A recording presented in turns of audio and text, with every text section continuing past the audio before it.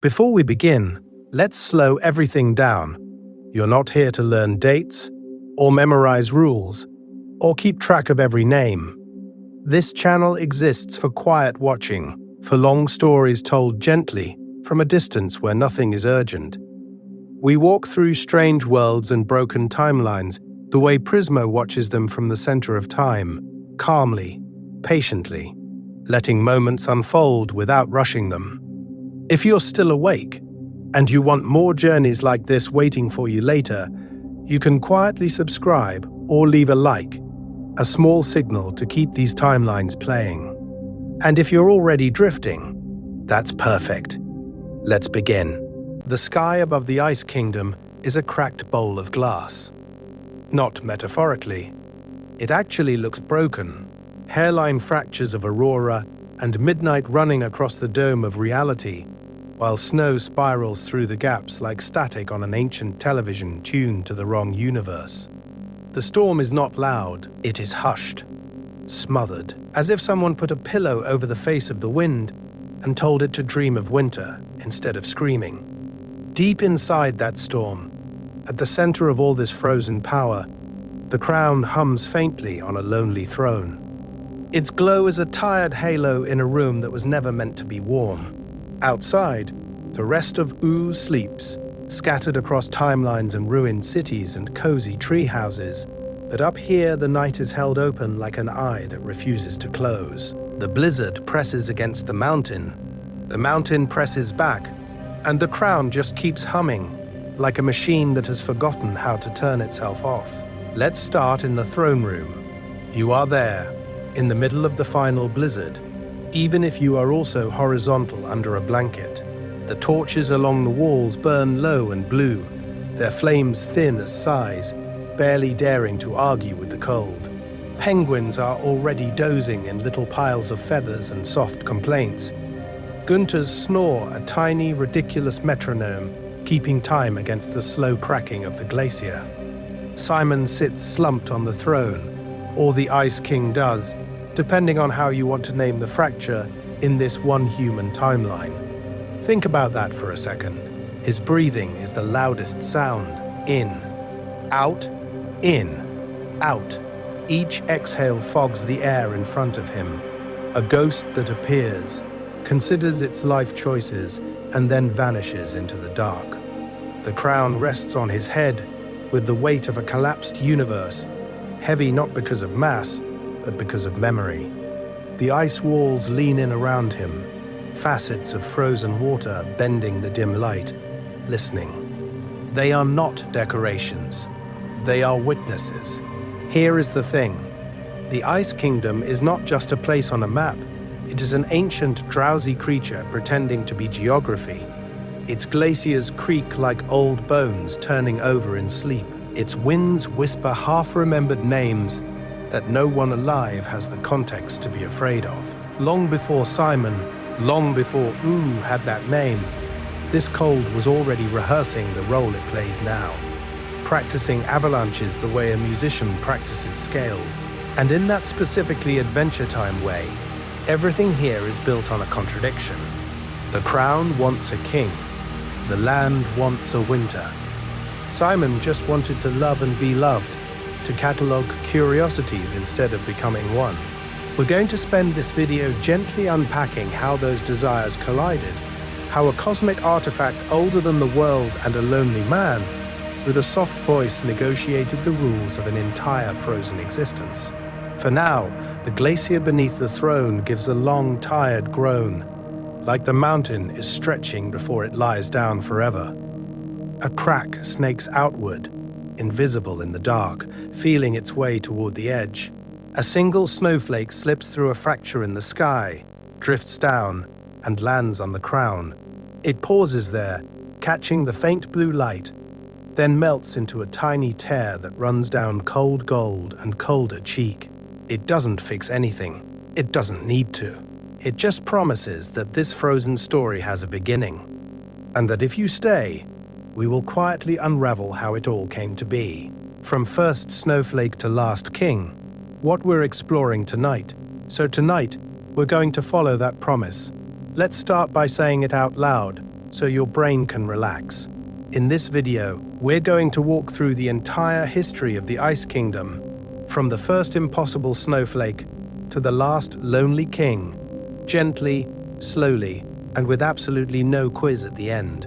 You don't have to keep track of dates, episodes, or multiverse chart diagrams. You can just lie there while we do the remembering for you. Here is the thing. The Ice Kingdom isn't just a cold area on a fantasy map. It's a lifespan, a personality, a mood that lasts for centuries. We'll begin long before Uu, when there were only ancient glaciers and a strange, enchanted climate pressing against the edges of reality. The kind of primordial frost that feels less like weather and more like a quiet, patient desire in the universe itself. Think about that for a second. A kingdom that starts as a temperature.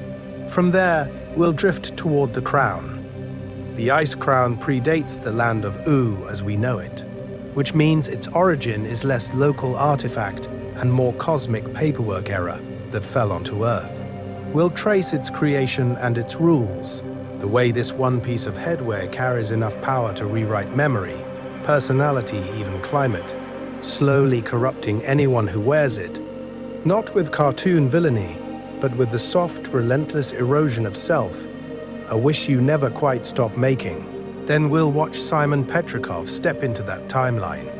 A kind-hearted antiquarian, a man who loves Marceline and old objects and human history, gradually overwritten into the Ice King. His mind frays. The borders of the Ice Kingdom fray with it, melting and refreezing as his grip on existence loosens. He is not evil. He is not even indifferent. He is just bound by forces older than himself, and the crown uses him as an anchor to grow a kingdom of ice around a collapsing identity. But this isn't only tragedy at the center of time. We'll also spend time inside the daily life of the Ice Kingdom.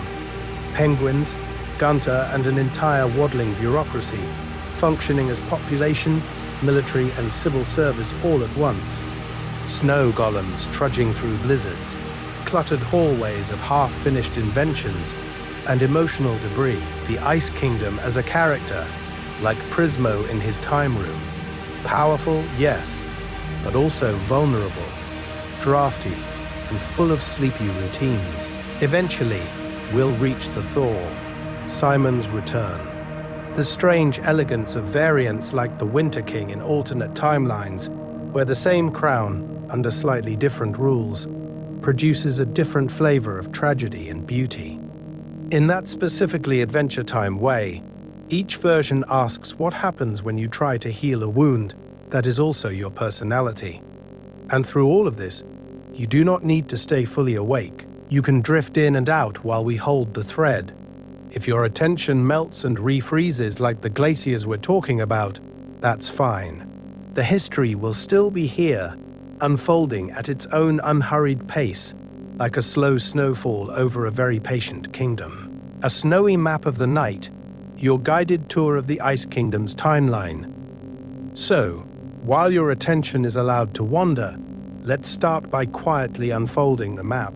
Not a paper map, but a wide, slow time-lapse laid out beneath you, as if you're drifting above Uu at the center of time, watching the Ice Kingdom flicker through ages like a lantern behind frosted glass. We're going to trace that glow from the first lonely glacier to the last echo of a crown's hum. First, we'll visit the pre-Mushroom War frozen world, that quiet age of ancient glaciers where there isn't really an Ice Kingdom yet, just climate with opinions. Vast shelves of ice grinding across continents, strange magical currents already pooling in the cold, as if the universe itself is saving a seat for something important. No Simon, no penguins, just a blank frozen page waiting to be written on. Then, the crown. The rise of a little loop of metal that is not little at all. Forged for a cosmic purpose that never quite matches the desires of the people who wear it, the Ice Crown predates the land of Uu as we know it, tying this future kingdom to forces far beyond local geography. Here is the thing. Before there is a castle, There is a wish embedded in an object, a rule set frozen into reality. We'll listen for that low, constant hum as it moves through time, looking for a head to live on. After that, we drift into the age of Simon and Betty, a human antiquarian, a strange artifact, and a love story trying to survive the end of the world. We'll slow down with Simon's discovery of the crown, his notes gathering frost in forgotten corners, his handwriting getting shakier as his memory melts and refreezes. This is where the borders of the Ice Kingdom begin, as something internal, as his mind ices over. Think about that for a second. An entire future country starting as one man's neurological weather. From there, we slide into the era of the goofy yet tragic Ice King. On the surface, it's slapstick, a wizard with bad social skills, princess napping, penguins honking in what passes for a military parade. Underneath, it's a monarchy made of coping mechanisms. We'll explore the subtle politics of penguins and snow golems, where Gunther is simultaneously citizen, general, and occasionally apocalyptic multiverse threat in that specifically Adventure Time way. We'll also step sideways into alternate timelines, polished variants like the Winter King, whose kingdom gleams with dangerous perfection, and realities where the crown's power lands differently, but never harmlessly. Throughout, we'll keep returning to the same motifs: the crown's hum, the shifting borders of the Ice Kingdom, and the way memory and climate mirror each other as Simon's existence freezes, cracks, and briefly thaws. By the end, you'll have floated above the whole timeline, watching the kingdom grow, melt, refreeze, and transform. And in the next section, we'll gently drop down into that first era of ancient ice and actually feel what it's like to stand in the quiet before the crown ever finds a wearer. Get cozy in the blizzard, settling in before we go back in time. So before we step into that first era of ancient ice, just pause with me for a moment in the present.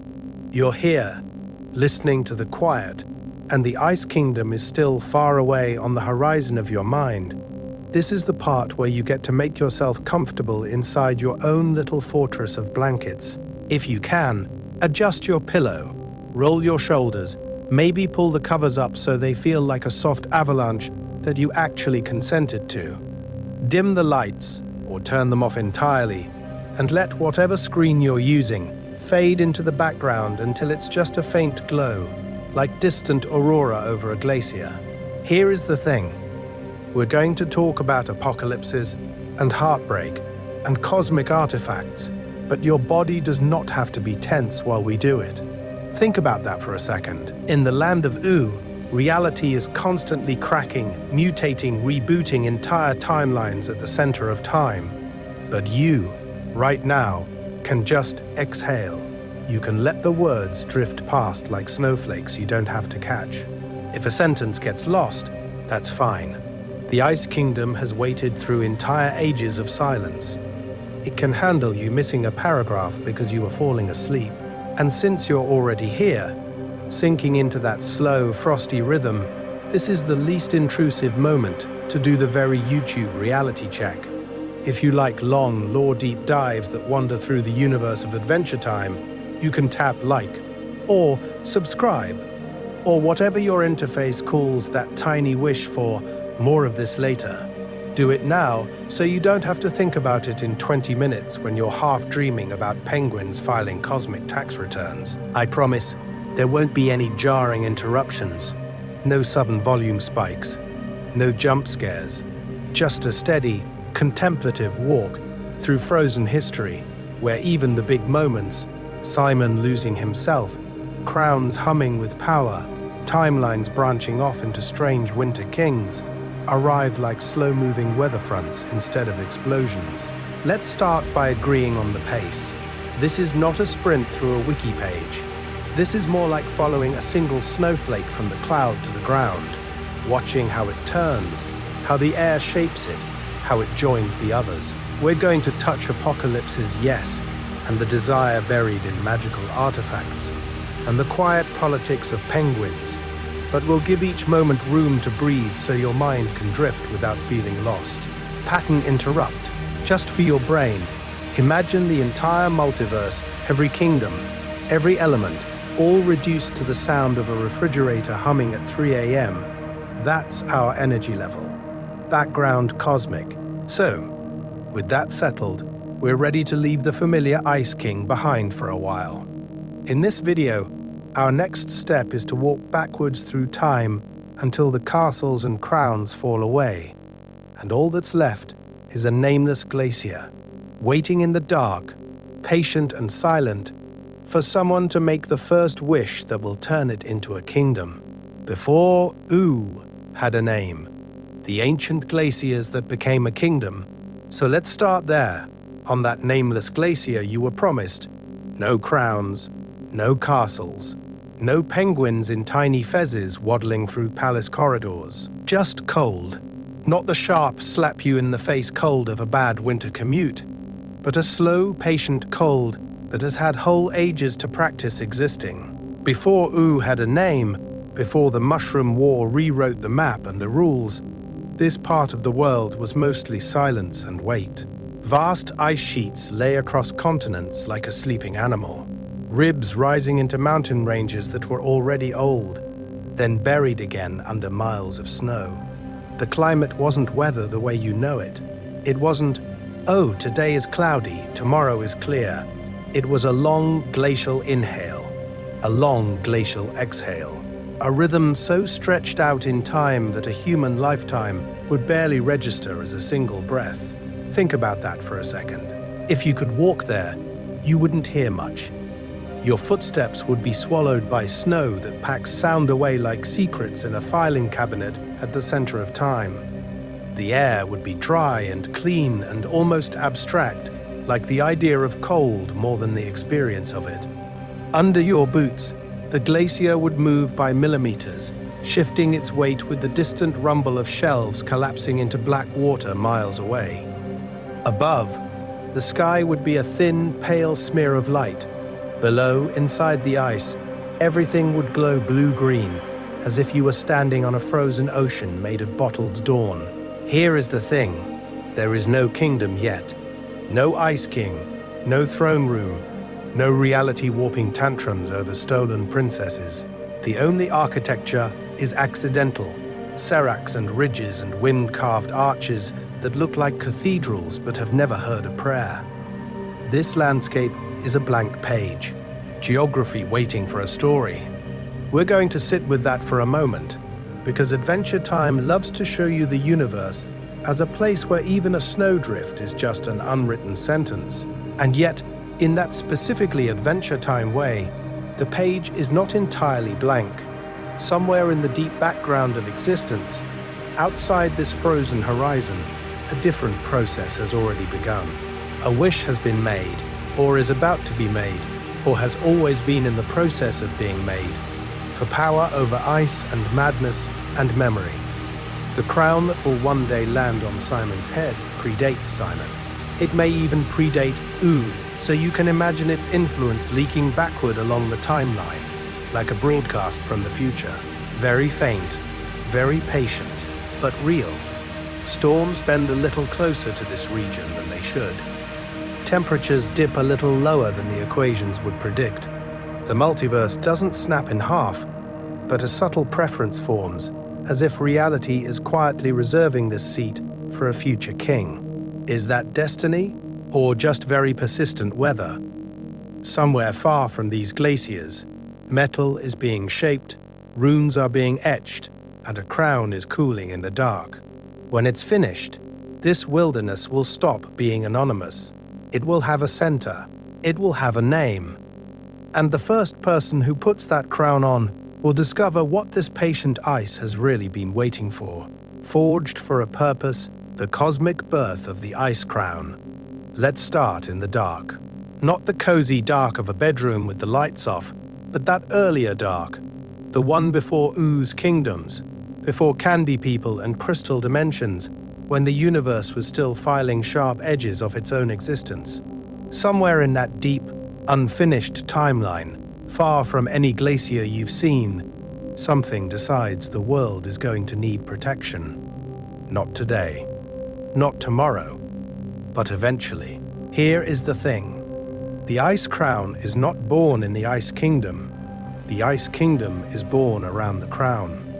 The metal we left cooling in the shadows is already ancient before Simon ever touches it, already carrying a purpose that feels less like a spell and more like a sentence.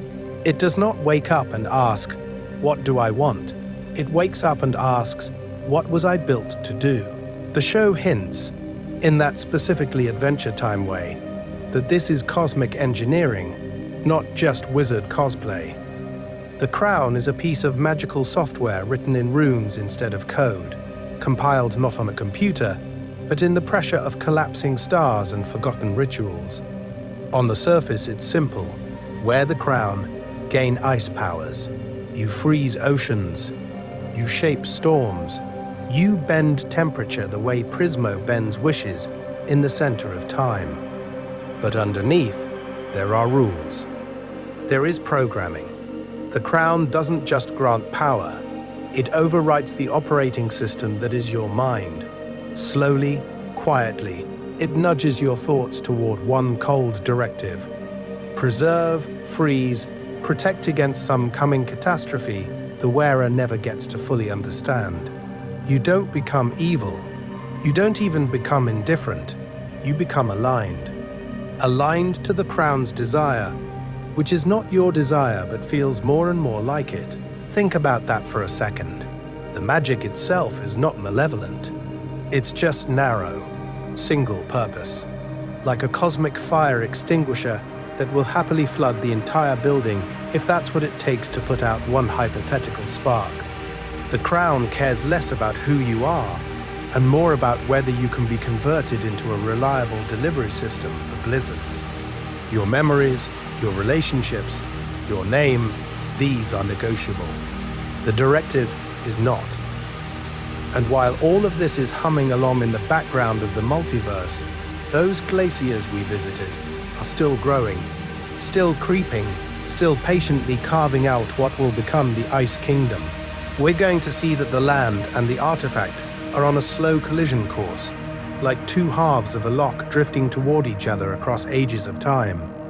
The climate is rehearsing. The crown is rehearsing. Reality is setting the stage for one very specific performance. So somewhere, right now in this story, the crown is waiting in a box, or a vault, or a forgotten corner of some ruined museum, humming quietly in the dark. And somewhere else, a human man named Simon Petrikov is walking toward it, thinking he's just found an interesting relic. He doesn't know that his entire life is about to be rewritten. He doesn't know that when he puts it on, a kingdom's weather forecast will change forever. He just knows the crown is calling. And he answers, a gentle catastrophe, the mushroom war and the shattering of the world. Let's start with the quiet part of the apocalypse. From a distance, the mushroom war doesn't sound like screaming or sirens. It sounds like weather.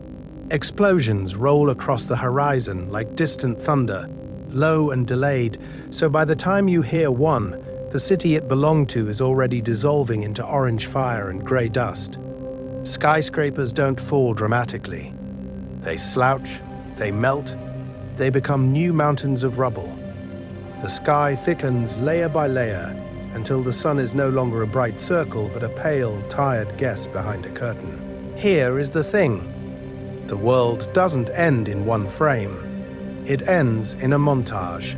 Fire, then ash, then snow.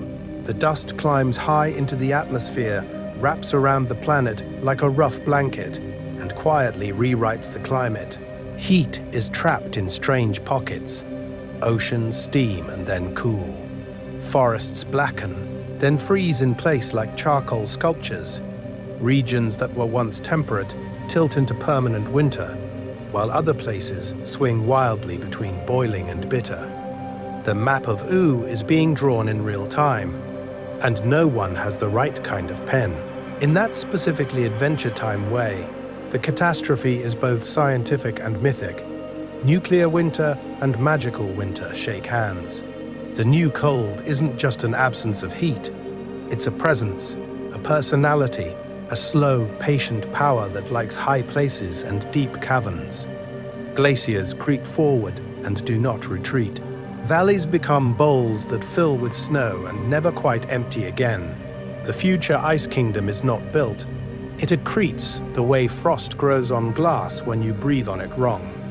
And in the ruins, reality starts leaking. Vaults crack open. Laboratories lose their walls. Artifacts that were once sealed under 100 meters of concrete now sit in the open air, humming faintly in the dust.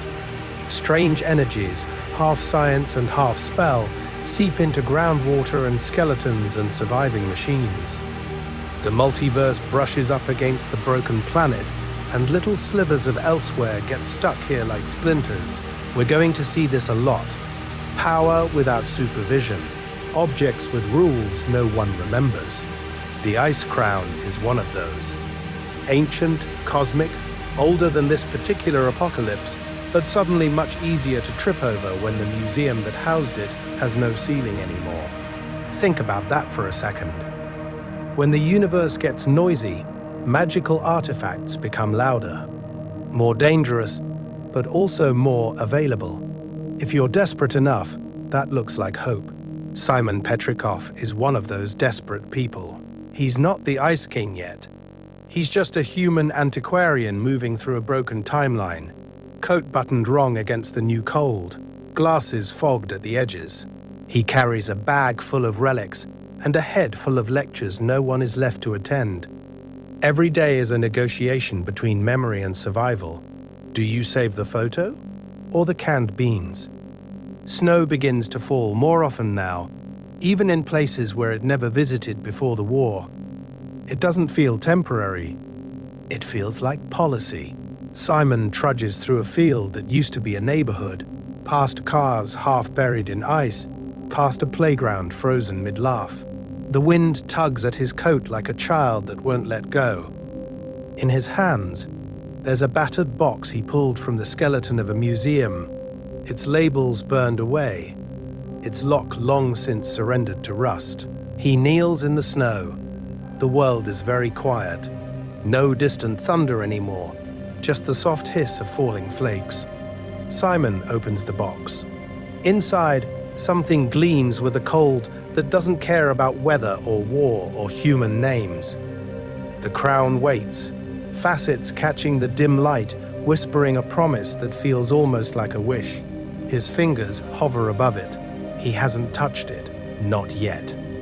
Simon and the crown, the first touch of a new winter. His fingers tremble once, then decide for him. He lifts the crown. It's lighter than it looks, which is already a little wrong. Ancient gold should feel heavy with time, dense with the weight of forgotten hands. Instead, it's like picking up a thought. Cold, yes, but not the honest cold of snow on your skin. It's the abstract cold of deep space, of a universe before stars, humming quietly under the metal. Let's start with this. Simon doesn't think he's touching destiny. He thinks he's touching history. He's in a ruined shop, in a ruined city, in a ruined timeline. And his first reaction is academic delight. He's cataloging it in his head, filing it next to cursed swords and minor Mesopotamian idols, already planning how he'll show Betty how they'll argue over provenance and magical taxonomy over weak post-apocalypse coffee. Here is the thing. You know more than he does. You can see the multiverse zoomed out. You've watched this crown leave frostbite marks on other lives, other realities. But in this moment, Simon is just a tired scholar with a new puzzle. He turns it in his hands, traces the blue gems, notes the asymmetry, the strange, almost mathematical precision of the facets, like it was cut by someone who thought in equations instead of emotions. He doesn't hear the programming waking up. He puts it on. The cold hits first. Not on his skin, but behind his eyes, like a window has opened at the center of time and let winter pour directly into his brain. The shop folds away. For a second, he is nowhere and everywhere, standing on a frozen ocean under auroras that do not belong to this planet, hearing a choir of distant, wordless desire humming through the ice. His mouth moves before his mind catches up. He speaks in an old, jagged language his conscious self has never studied. Commands, please, a litany of rules. Think about that for a second. Simon, who has spent his life carefully translating dead texts, suddenly becomes the text. He tries to pull the crown off, and his hands hesitate, because the world just tilted and part of him liked it, not the madness. The clarity, the illusion of power in a universe that has been taking everything away from him, piece by radioactive piece. When it's finally off, he's shaking, laughing a little too loud, already rationalizing. It's just a magical artifact. Side effects, hallucinations. He tells himself he can map it, measure it, treat it like any other anomalous object. We're going to study it, he thinks. We're going to be careful. Back in their cramped apartment, Betty watches him pace, blue shadows under his eyes that weren't there a week ago. She is warm in the way the crown is cold. Tea kettle always on, hand always finding his shoulder, pulling him back into the small human reality of shared jokes and half-finished research papers. She listens as he describes the visions, the language he shouldn't know. She laughs at his dry, absurd comparison.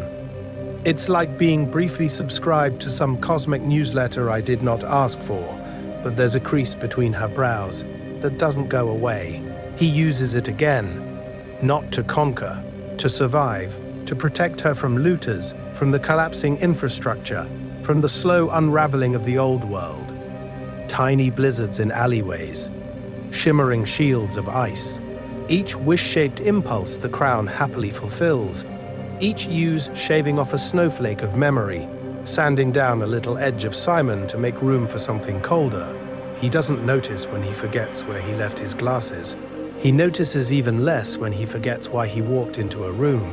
There is fear in Betty now, concern. The quiet calculation of someone watching the person they love drift, inch by inch, toward a horizon they can't see. She anchors him as long as she can, a single campfire in an expanding glacier. And in that specifically Adventure Time way, the tragedy is simple. By trying to hold on to knowledge, to safety, to her, Simon keeps reaching for the crown. And the crown, patient and ancient, begins reshaping him into exactly what it needs.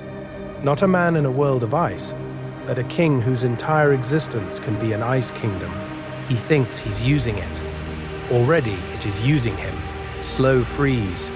How the crown rewrote Simon's mind. Here is the thing about becoming the Ice King. It doesn't happen with a thunderclap. There is no single, cinematic moment where Simon disappears and a cackling monarch steps out of his body. It's slower than that, quieter. Each use of the crown is just another thin sheet of frost over a lake that still remembers being liquid. Let's start with how gentle it feels at first. He puts it on to stop a creature, to calm a storm, to keep them alive one more night, and when he takes it off, he is still Simon. He can still say his name. He can still find Betty's eyes across a ruined street and make a joke about cosmic artifacts and academic tenure. But tiny gaps begin to appear. A sentence he doesn't finish. A day he can't quite place. Time for him becomes a flickering reel with missing frames. The symptoms arrive like uninvited guests and then refuse to leave. Memory gaps at first are small. Forgetting where he left a book, misplacing a notebook of pre-war translations. Then they widen.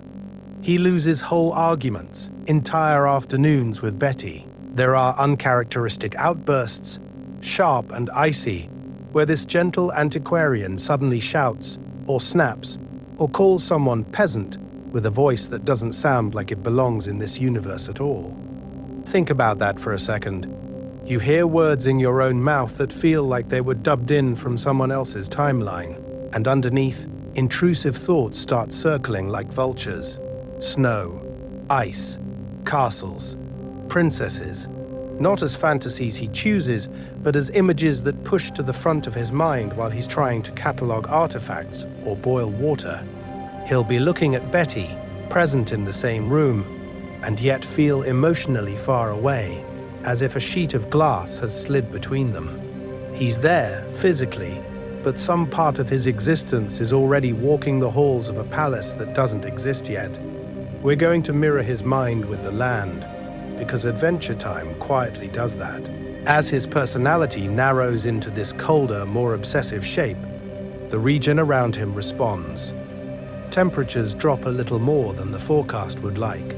Storms show up on no one's radar, born from his panic and the crown's power. It is not just a tool amplifying his desire, it is a climate engine, extending his inner winter outward. A blizzard is a mood, made meteorological. Every so often, there is a crack in the ice, moments of self-awareness that hurt more than any magical blast. He feels the crown buzzing with alien intent, and he rips it off, gasping, promising Betty he'll stop. He hides it, he swears he's done, and then something attacks. Or the cold becomes lethal, or the withdrawal feels like drowning, and his hand finds it again. Is this necessity or addiction wearing the mask of heroism? One night, he sits alone, the world around him dim and blue. The crown rests in his hands, heavier than its physical weight, humming with the quiet arrogance of an artifact that has seen multiverses rise and fall.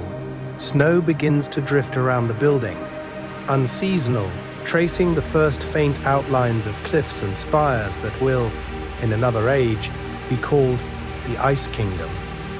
Simon stares at the metal, at the gems that catch no light, and whispers an apology to a future he cannot yet imagine. To Betty, to himself, to whatever lonely king might inherit his body. Outside, the storm answers, and the lake of his mind freezes just a little more, clear for now, already thickening toward opaque, drawing the frozen borders. When a man becomes a kingdom outside, the storm keeps answering. Snow doesn't just fall now, it orbits him. The air around Simon develops preferences. Little habits like reality itself is starting to remember that this man with the crown is supposed to be cold. Here is the thing. At first, it's just bad weather that follows him. A cruel running joke played by the universe on one exhausted archaeologist. But then time stretches, weeks, months, maybe years, and the joke freezes in place. Let's start with the ground. The soil beneath his feet stops thawing in spring. Permafrost spreads like a quiet rumor, inch by inch, day by day, until plants hesitate at its edge and then simply give up.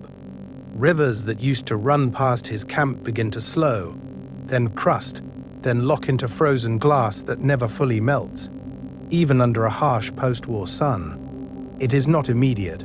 It is not theatrical. It is just relentless, like a wish that no one made and yet keeps being granted. The crown doesn't only live on his head, it leaks into geography. Jagged ice spires rise where there used to be hills, not carved, not engineered, but grown, extruded from the ground as if the bedrock itself has started dreaming of glaciers. Waterfalls flash freeze mid-plunge and stay there, suspended curtains of blue-white crystal, humming with low magical pressure. Think about that for a second. Simon's mind is fracturing, and the landscape is becoming a topographical brain scan of that fracture. Spikes for panic, smooth sheets for numbness, endless snowfields for all the empty years he's starting to lose. We're going to see the first castle emerge almost by accident. It starts as a shelter, a cave of ice thickened by nervous gestures and half-remembered spells. A place he crawls into when the voices in the crown get too loud, but the walls listen. Every fear he has of being abandoned becomes another corridor. Every desperate desire for control becomes another tower. He does not build a palace. The palace grows around him, a crystalline tumor shaped like a fairy tale. From far away, early survivors of the Mushroom War notice. They give the region names you will never see on a formal map. The White Scar, the Haunted Freeze, the Kingless North. They tell each other stories about travelers who go in and come back frostbitten, and babbling about a mad wizard who talks to penguins and yells at the sky. He is not yet the goofy kidnapper Princess Ice King. He is not even a legend. He is just a rumor with weather. And as those rumors travel, something subtle happens. Simon's personal collapse and the land's identity begin to braid together. He forgets his own name more often, but the title Ice King sticks to him like rhyme. People stop saying, "There's a dangerous storm up there," and start saying, "That's the Ice Kingdom." The crown loves titles. The crown loves boundaries. Power for it is always about drawing a line between inside and outside, ruler and ruled, warm and cold. By the time the broader land of Ooo begins to stabilize into recognizable kingdoms and timelines, the Frozen One is already there, a constant at the edge of every map, a cold anchor, a white hole in the multiverse where one broken man and one ancient artifact keep rewriting the local climate in their own image. And the real question, as the castle finishes growing and the penguins start arriving, is this: who is ruling whom?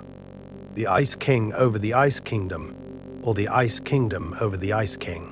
Because the next change isn't in the ice at all.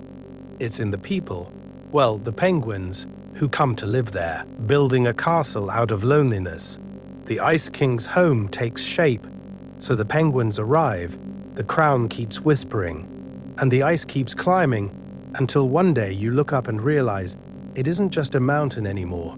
It's a silhouette, a profile against the blizzard, a castle that looks like a wish for power made by someone who is very, very bad at asking for what they actually need. Let's start outside, where the wind does most of the talking. The Ice King's home rises in layers, like frozen thoughts stacked on top of each other. Towering ice turrets twist upward, impossibly thin at the top, as if the architecture does not fully believe in gravity as a concept. Precarious bridges lace between them, narrow and railless, drawn in that specifically Adventure Time way where you can tell the universe is not governed by building codes, only by desire and narrative convenience. Windows puncture the walls at odd angles, glowing faintly blue against an endless night of snow, like tired eyes that refuse to close. The closer you get, the more it feels less like a building and more like a frozen brain scan. Surfaces are smooth where the magic was calm, jagged where the crown panicked.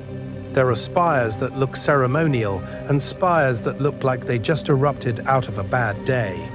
Think about that for a second. An entire skyline is a mood swing. Inside, the first room that really matters is the throne room. Wide, echoing, cold in that theatrical way, like it's trying to convince you this is a real kingdom. At the center, his throne, an icy chair that is definitely too big for him, perched on a dais like a child's drawing of authority. Around it, the reality of his existence spills out. Trophies from failed princess kidnappings, cages, some empty, some long abandoned, some repurposed as shelves. Random decorations taped or frozen to the walls. Dolls, banners, a crooked portrait or two, like the multiverse's saddest mood board. Here is the thing. This is hoarding as cosmology. Every object is a tiny gravitational pull, dragging the room away from being a neutral space and toward being a physical diagram of his obsession. But the castle has quieter pockets, and we're going to walk slowly into those now. A dusty library, shelves bowed under the weight of books Simon once cared about. Old notes half buried in frost, ink blurred where time and magic have eaten the margins. Nearby, a bedroom piled with mismatched blankets, colors clashing against the blue of the walls. It looks less like royalty and more like a nest built by someone who keeps forgetting what comfort is supposed to feel like. And then the hidden corners, little alcoves in the walls where penguins have made cozy nests, stolen pillows and bottle caps, and who knows what pressed into service as decor. It's domestic. It's absurd. It's also the warmest part of the entire structure. The castle, taken as a whole, is a map of one fractured mind. grand, cold central spaces for his kingly delusions, tucked away pockets of warmth and memory, where traces of Simon still linger, like unerased notes on a chalkboard the universe forgot to wipe clean. At night, when the yelling stops and the magic quiets, the palace goes almost silent. Just the soft snoring of penguins, the faint crackle of shifting ice, the distant sigh of wind curling through hollow corridors. You can imagine lying there under too many blankets, listening to the castle expand and settle, a living barometer of one person's existence. And the real question, as you drift towards sleep inside this strange, lonely palace, is this: what happens to a kingdom built out of loneliness when the king finally isn't alone anymore? The first citizens, penguins, Gunter, and a waddling monarchy. So here is the answer to that question. When the king isn't alone anymore, the first citizens arrive on their bellies. You can picture it. The ice has finished creaking for the night, the wind has curled itself back into the rafters, and from the edge of the frozen sea you hear it, a soft, repeating shuffle, a chorus of tiny claws on snow. One penguin. Then three. Then an entire waddling procession, drawn toward the glowing blue palace like it's the center of time for every bird with a tuxedo and no long-term plan. Let's start with the very practical explanation. The Ice Kingdom is cold, but for a penguin, that's not a curse, that's real estate. There are caves to nest in, fish to steal, crumbs of half-eaten royal dinners, and maybe, under all of that, there is the crown itself, humming with a quiet cosmic gravity, pulling in anything small and living that won't immediately freeze to death. They don't sign treaties, they just arrive, and they stay. They become the population by default. In that specifically Adventure Time way, the relationship is both simple and completely unhinged. On paper, they are subjects. In practice, they are the military, the domestic staff, the emotional support network, and the background extras of this frozen monarchy. You see them sweeping floors with their faces, pushing brooms much too large for their bodies, stacking stolen princess memorabilia in lopsided towers. One patrols a hallway with a spear. Another operates a drum kit for no clear strategic reason. They guard. They clean. They rebel in small comedic ways, like refusing to move when Ice King needs them to, or forming a tiny union of beaks and blank stares. And at the center of that waddling bureaucracy is Gunter, or rather, Gunter, and also Gunter. Here is the thing. There is the Gunter you recognize, the main penguin with the slight attitude problem and the aura of someone who has seen too many timelines. But Gunter is also a title, a template, a wish the Ice King keeps making out loud. He points at one penguin, Gunter. Another, also Gunter. Individuality dissolves into archetype, not because they aren't real, but because his mind cannot hold that many separate names anymore. Think about that for a second. The show quietly tells you that under this pile of Gunters is something older. Orbis level old. A being called Orgalorg, a cosmic predator who once tried to seize power across the multiverse and was cast down, compressed into a penguin body, and dropped on this frozen world. So the silliest citizen, the one who knocks over vases and honks at inappropriate times, is also an ancient weapon disguised as a pet. Reality loves that kind of joke. And this is where the Ice Kingdom stops being just a backdrop and becomes a family portrait. The king talks to them like children, like roommates, like co-conspirators in his latest doomed desire to impress a princess. He scolds them, begs them, confides in them. We're going to see that this monarchy is less a government and more a daycare that accidentally acquired cosmic artillery. Which raises the next quiet question as you drift deeper into sleep. What happens when a kingdom built on penguins and loneliness is suddenly forced to deal with visitors from outside the ice? Snow golems and silent giants, other inhabitants of the frozen realm. So when those visitors finally arrive, they're not walking into a neat little ice bureaucracy. They're stepping into a frozen ecosystem that barely remembers it's supposed to be a kingdom at all. And here is the thing. Some of the oldest inhabitants don't bow, don't salute, don't even seem to recognize that there is a king. Let's start with the snow golems. Not the scary boss fight kind, but the big packed snow wanderers who look like someone made a snowman, then gave it too much time and too much quiet. They lumber through the drifts, layers of ice and powder compacted into soft armor, eyes glowing with this faint, sleepy blue, like the last pixels of an old screensaver at the edge of the universe. They don't rush, they don't scheme, they just walk, leaving deep footprints that the wind slowly edits out of existence. They share the same borders as the Ice King, but not really the same reality. We're going to see them in the background of his life, trudging past ruined towers, pausing to let a blizzard pass, occasionally getting roped into his plans almost by accident. He'll slap a crown on a snow golem, declare them his new general, and 5 minutes later, they've wandered off to watch the auroras instead of the battlefield. He is not offended. He is confused. The golem is not rebelling. It is just following older, quieter rules. Think about that for a second. Inside the same circle of ice cliffs, you have penguins running chaotic errands, an unstable wizard with cosmic power talking to dolls, and these silent giants who treat the whole monarchy like background weather. The Ice King imagines himself at the center of time in this frozen multiverse of his own making, but most of his subjects are really just passing through. On the edges, the population gets even stranger. Ice wolves pad along the ridgelines, their fur catching starlight, their breath fogging out in slow, deliberate clouds. Frost spirits flicker between icicles, half-glimpsed reflections that might be tricks of the light, or might be tiny ancient minds watching the timelines of snowstorms unfold. Every so often, a traveler lost in a whiteout sees the castle's blue windows burning through the gale like a distant wish, and stumbles toward it because any light, even a mad wizard's, is better than none. So the Ice Kingdom isn't really a tightly controlled state. It's more like a weather pattern that learned to walk, a loose constellation of beings who share a climate, not a constitution.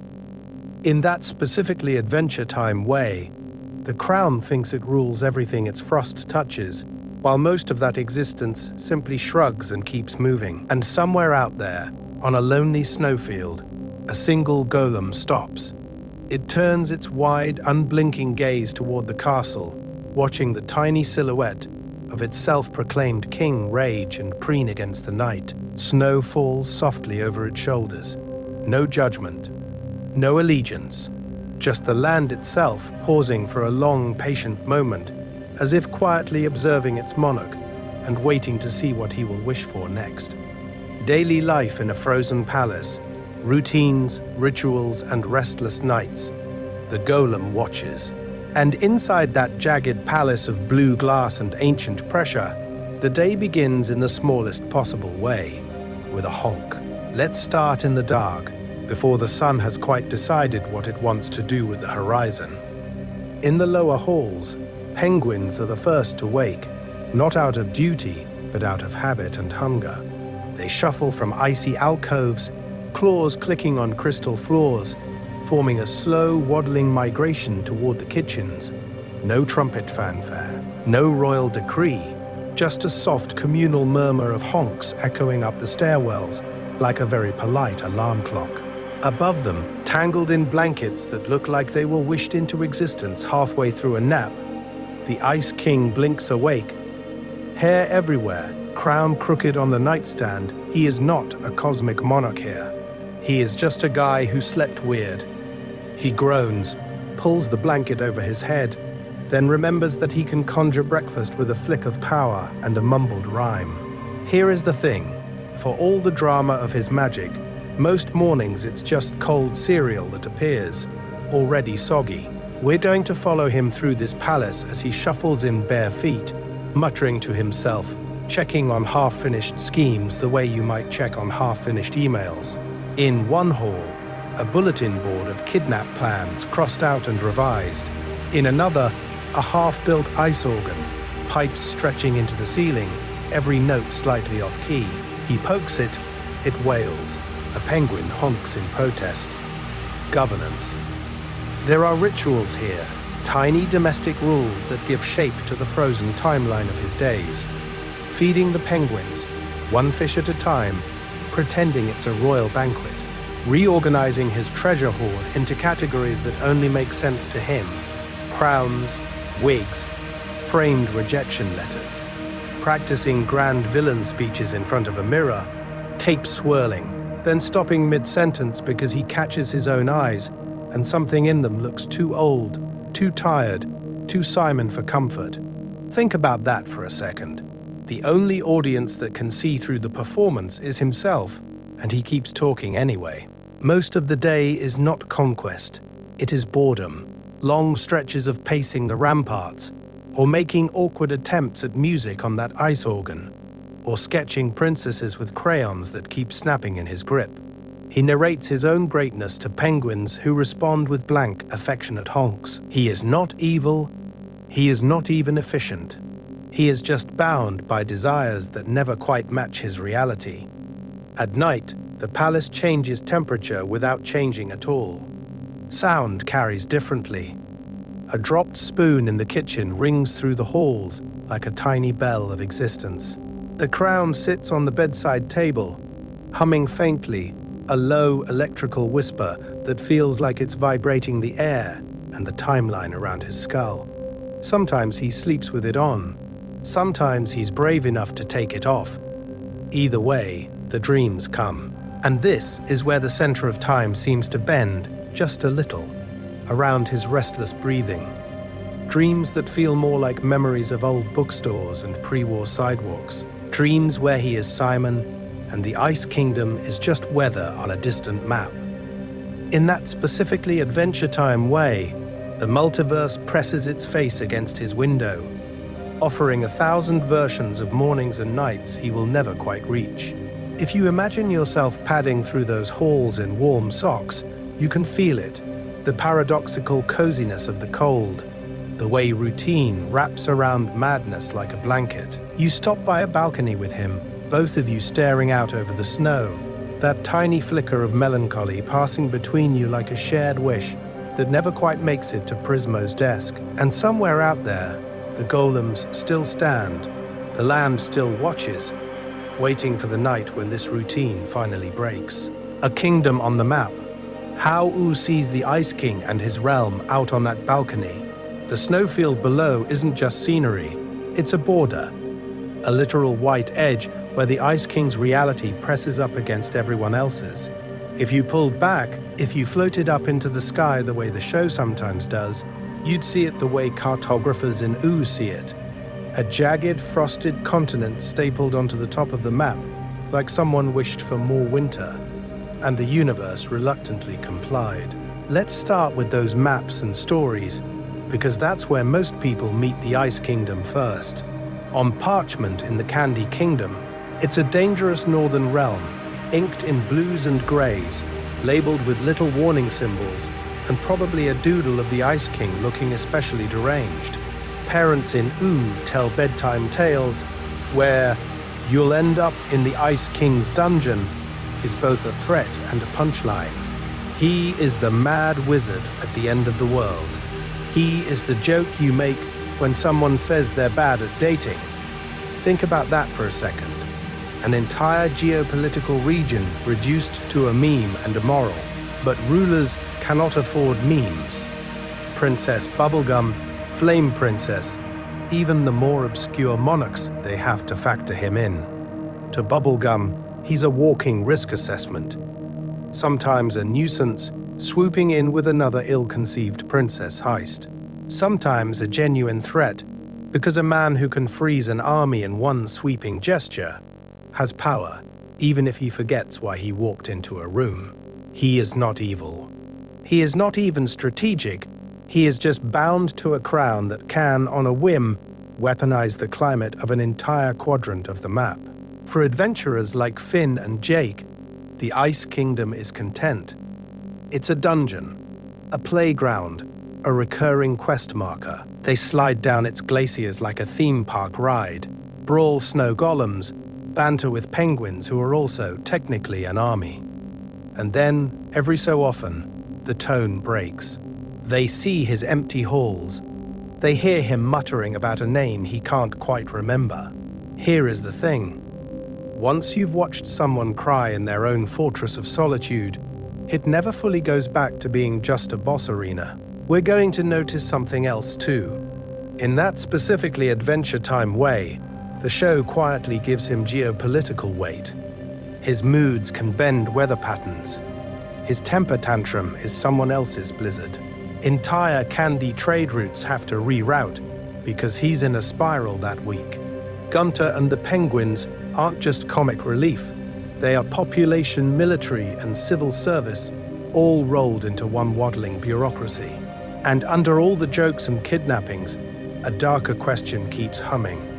What does it mean for a whole realm to exist because one man lost a fight with a cosmic artifact? Who consented to this climate, this identity, this frozen monarchy? The Crown rewrote Simon's timeline, and in doing so, drew a new country on the map. Next, we have to ask whether anyone inside that country, penguin, princess, or king, ever really agreed to live there. Frozen heart, warm echoes. Simon's memories beneath the Ice King mask. No one agreed to live there. And yet, inside that accidental country of ice, someone is still trying to remember who he was. The Crown wins the fight, yes, but it doesn't erase the loser. It just buries him. Think about that for a second. The Ice King is not a brand new character the universe rolled out for Season 2 merge. He is Simon, rewritten. Same timeline, same body, same soul. Running corrupted code. Here is the thing about that corruption. It's leaky. It's not a clean overwrite. It's more like permafrost with an old city trapped underneath. And every now and then, a window peeks through the snow. You see it when he stumbles across an old artifact from before the Mushroom War, and his voice drops, the cartoon helium leaking out. For a second, he sounds like an exhausted professor again, weighing the age of glass and the fragility of history instead of yelling about princesses. Then it's gone. But it was there. We're going to follow those little air bubbles under the ice. A name can puncture the surface. When someone says Betty, the reaction is wrong for the persona he's performing. The Ice King should shrug, or make a joke, or pivot back to his latest wish for attention. Instead, he flinches. His eyes go wide in that specifically Adventure Time way where the line art suddenly remembers it can be tragic. He gets quiet, or angry, or briefly wise, as if some deeper process boots up behind his nonsense.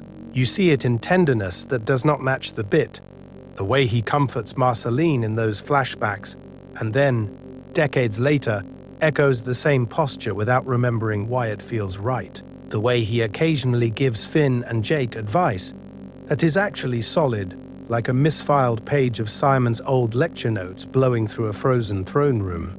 He is not evil. He is not even indifferent. He is just drowning in a mind he no longer fully owns. And the kingdom reacts. There are rooms he will not remodel, corners of the palace left stubbornly untouched because some half-remembered warmth is anchored there. A bookshelf he keeps for evil research, but never quite manages to burn because the spines are familiar in a way he cannot name. Nights when he stands on the balcony, not cackling, not plotting, just watching the horizon line of ooh, like a man trying to see his own past across a frozen ocean of time. That emotional dissonance bleeds into the architecture.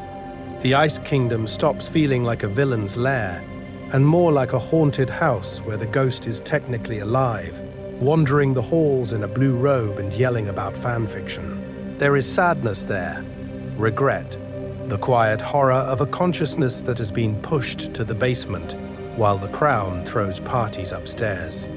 To understand this realm, you have to honor both layers at once, the loud, silly monarch, and the soft, grieving Simon still suspended underneath.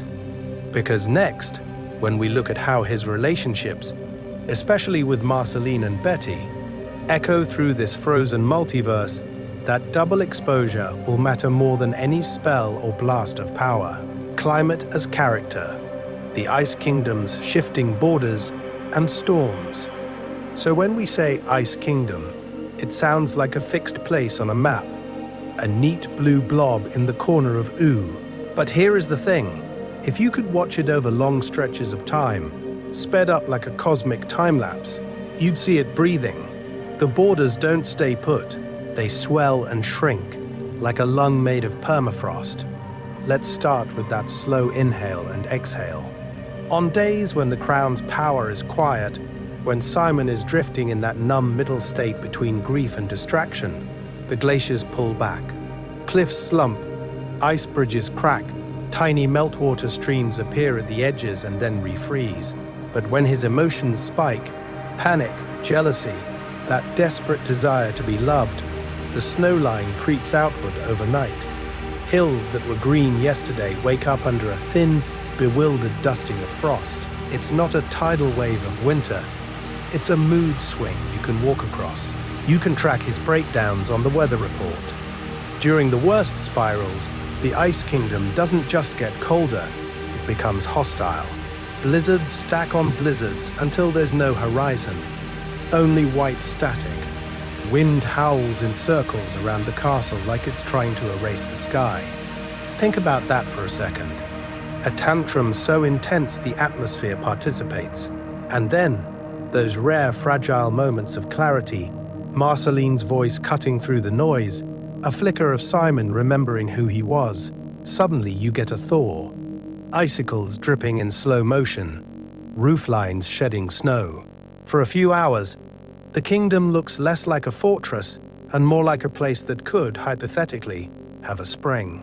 We're going to push that one step further, because the Crown is not just changing the climate randomly, it is using the climate as language. This ancient cosmic artifact predates Ooh's current map. Its programming is older than most of the multiverse's local problems. It doesn't talk in words. It talks in pressure systems. When it's anxious about losing its host, the ice forms teeth, jagged defensive spires around the palace. When it's satisfied, when Simon is deeply submerged and compliant, the snow settles into smooth, almost ornamental dunes, like the Crown is humming to itself. This is a user interface made of weather. And in that specifically Adventure Time way, the show quietly asks, don't we all do a tiny version of this? Your internal climate shifts and the room follows. On angry days, doors slam louder, dishes clatter harder, conversations get frost on them. On gentle days, the same four walls feel warmer, softer, like the universe upgraded the lighting patch notes while you weren't looking. You can't literally summon a blizzard in your kitchen. If you can, that's a different video. But you absolutely can make a house feel unlivable or safe just by how you move through it. From far above Ooh at night, you can see this whole emotional meteorology rendered as geography. The continent is mostly dark, dotted with warm, flickering clusters of firelight. And then, off to one side, the Ice Kingdom glows with a cold, bluish pulse, not steady, not dead. It brightens a little with each surge of crown-driven power, then dims as Simon's exhaustion drags it down again, like a heartbeat made of winter. A frozen signal, blinking its complicated loneliness into the wider universe, while the rest of the world sleeps. Kidnapped princesses and cracked fairy tales. The kingdom's dark comedy, and inside that blinking signal, inside that cold, uneven heartbeat, there is a pattern that keeps repeating like a glitch in the universe's code. The Ice King sees a princess. The Ice King makes a plan.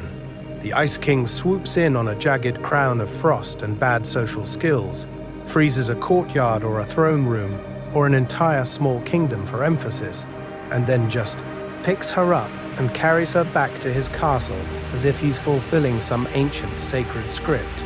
In his mind, it is a script. Here is the thing. To you, it plays as slapstick, as a running joke where he's blasted out of the sky by a hero for the 50th time. But if you slow it down, if you stretch the timeline out like taffy over the center of time, you see a lonely, damaged man reenacting fairy tales he half remembers from before the crown. He is not evil. He is not even indifferent. He is just bound by rules inside his own shattered memory, rules that say the wizard takes the princess learns to love him, and then everything is fine. Think about that for a second. Every kidnapping is a wish he keeps trying to grant himself. Not a cosmic wish with Prismo and formal language, but a desperate private wish. May I please be central to someone's existence? May I please be the main character in at least one heart? In that specifically Adventure Time way, the universe answers with a snowball to the face. The Ice Kingdom bends around this pattern. We're going to walk slowly through those frozen halls, spare rooms awkwardly prepared for unwilling guests, beds with lumpy penguin-assembled quilts, vanity mirrors cracked from some past magical outburst. There are makeshift wedding altars built from ice blocks and stolen banners, candles that never quite stay lit because the air itself refuses to be warm. At first glance, it reads as sinister, but if you linger, if you let your eyes adjust to the blue, it feels more like a child's playhouse built at the wrong scale, a parody of romance assembled by someone who remembers the shapes but not the feelings. Other kingdoms adapt. Princess Bubblegum develops rescue protocols like she's doing disaster preparedness drills. Send Finn and Jake, neutralize the crown's power, reclaim the abducted royalty, catalog any residual magical fallout. The Flame Kingdom retaliates with firestorms. Smaller realms just add Ice King Incident to the list of seasonal hazards, somewhere between Cosmic Comet and Weird Lich Radiation.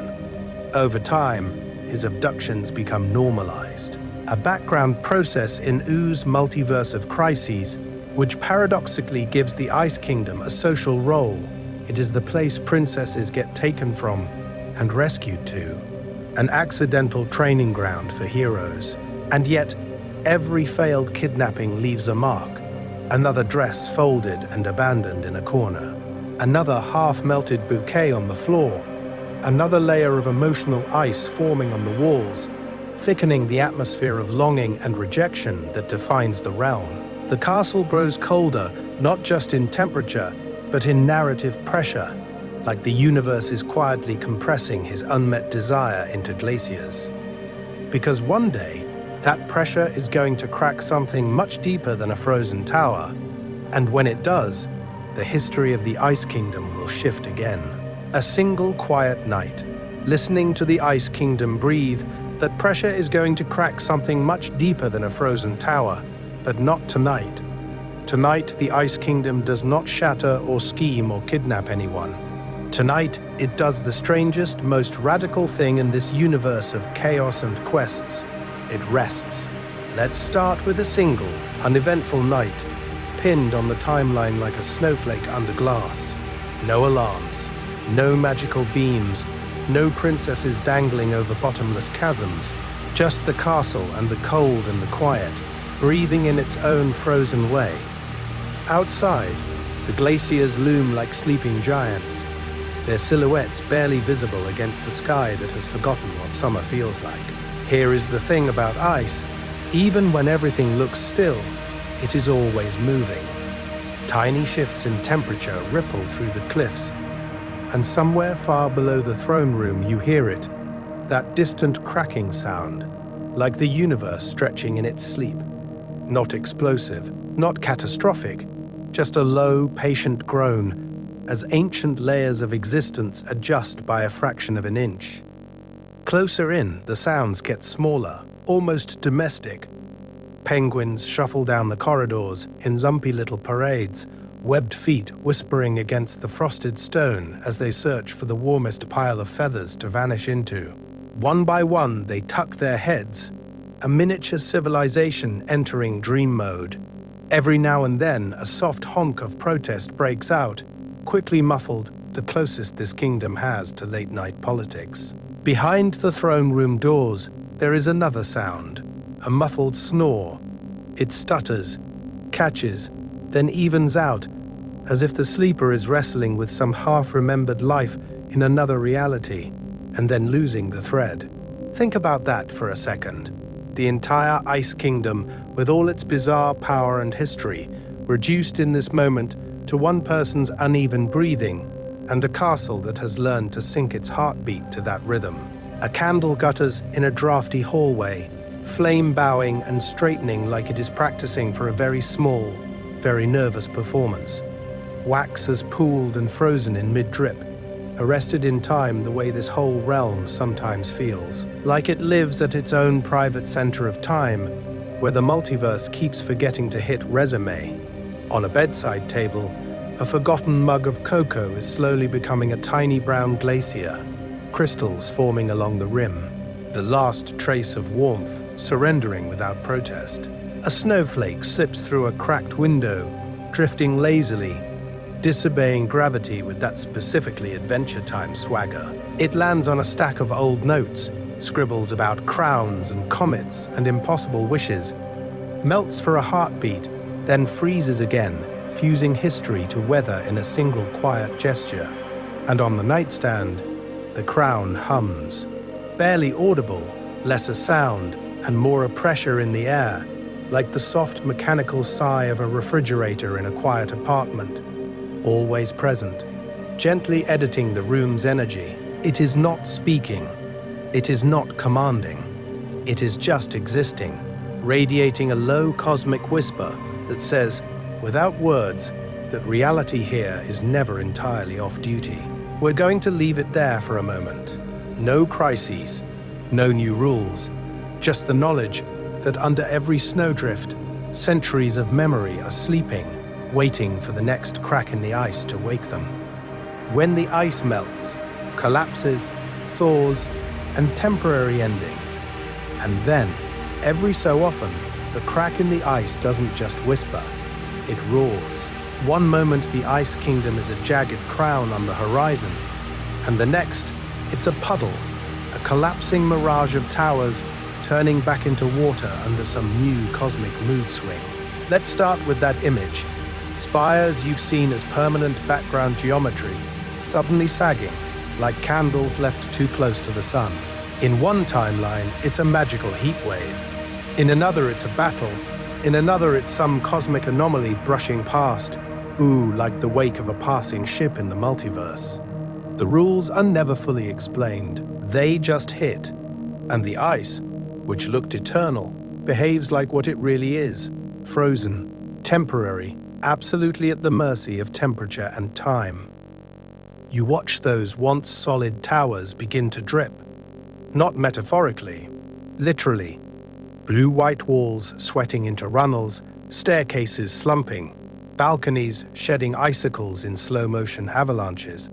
Penguins scramble for higher ground, which is a funny sentence, until you picture their little feet slipping on melting floors while the horizon tilts around them. Dryly heroic, mildly panicked, still following whatever shouted wish the Ice King is barking at them. Here is the thing. For him, this is not just architecture failing. This is identity liquefying. He runs from room to room, trying to command the tide with the same voice he uses to command snowstorms. And reality does not listen. His throne sloshes. His bedroom ceiling becomes a dripping cave. His reflection in a melting ice mirror bends and warps, the crown staying perfectly sharp, while his face stretches into something unrecognizable. Think about that for a second. The metal is constant. The man and the kingdom are what melt. And yet, it never stays gone. We're going to follow the timeline forward a little, past the chaos to the quiet refreeze. The crown is still there, still humming with that old cosmic purpose that predates Ooh, and reality begins to remember its favorite pattern. Cold creeps back in. Puddles glaze over.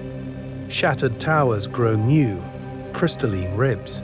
It's not rebuilding in the human sense. No planning, no blueprints. Just the universe snapping back to a default setting, as long as the crown has a host to orbit. So the unsettling part is this. The Ice Kingdom is less a place and more a recurring shape in existence, a habit, a groove worn into the fabric of reality by one very specific artifact and its very persistent desire to express winter wherever it lands. In that specifically Adventure Time way, the geography is just psychology in drag, which leaves a quiet question hanging in the snow.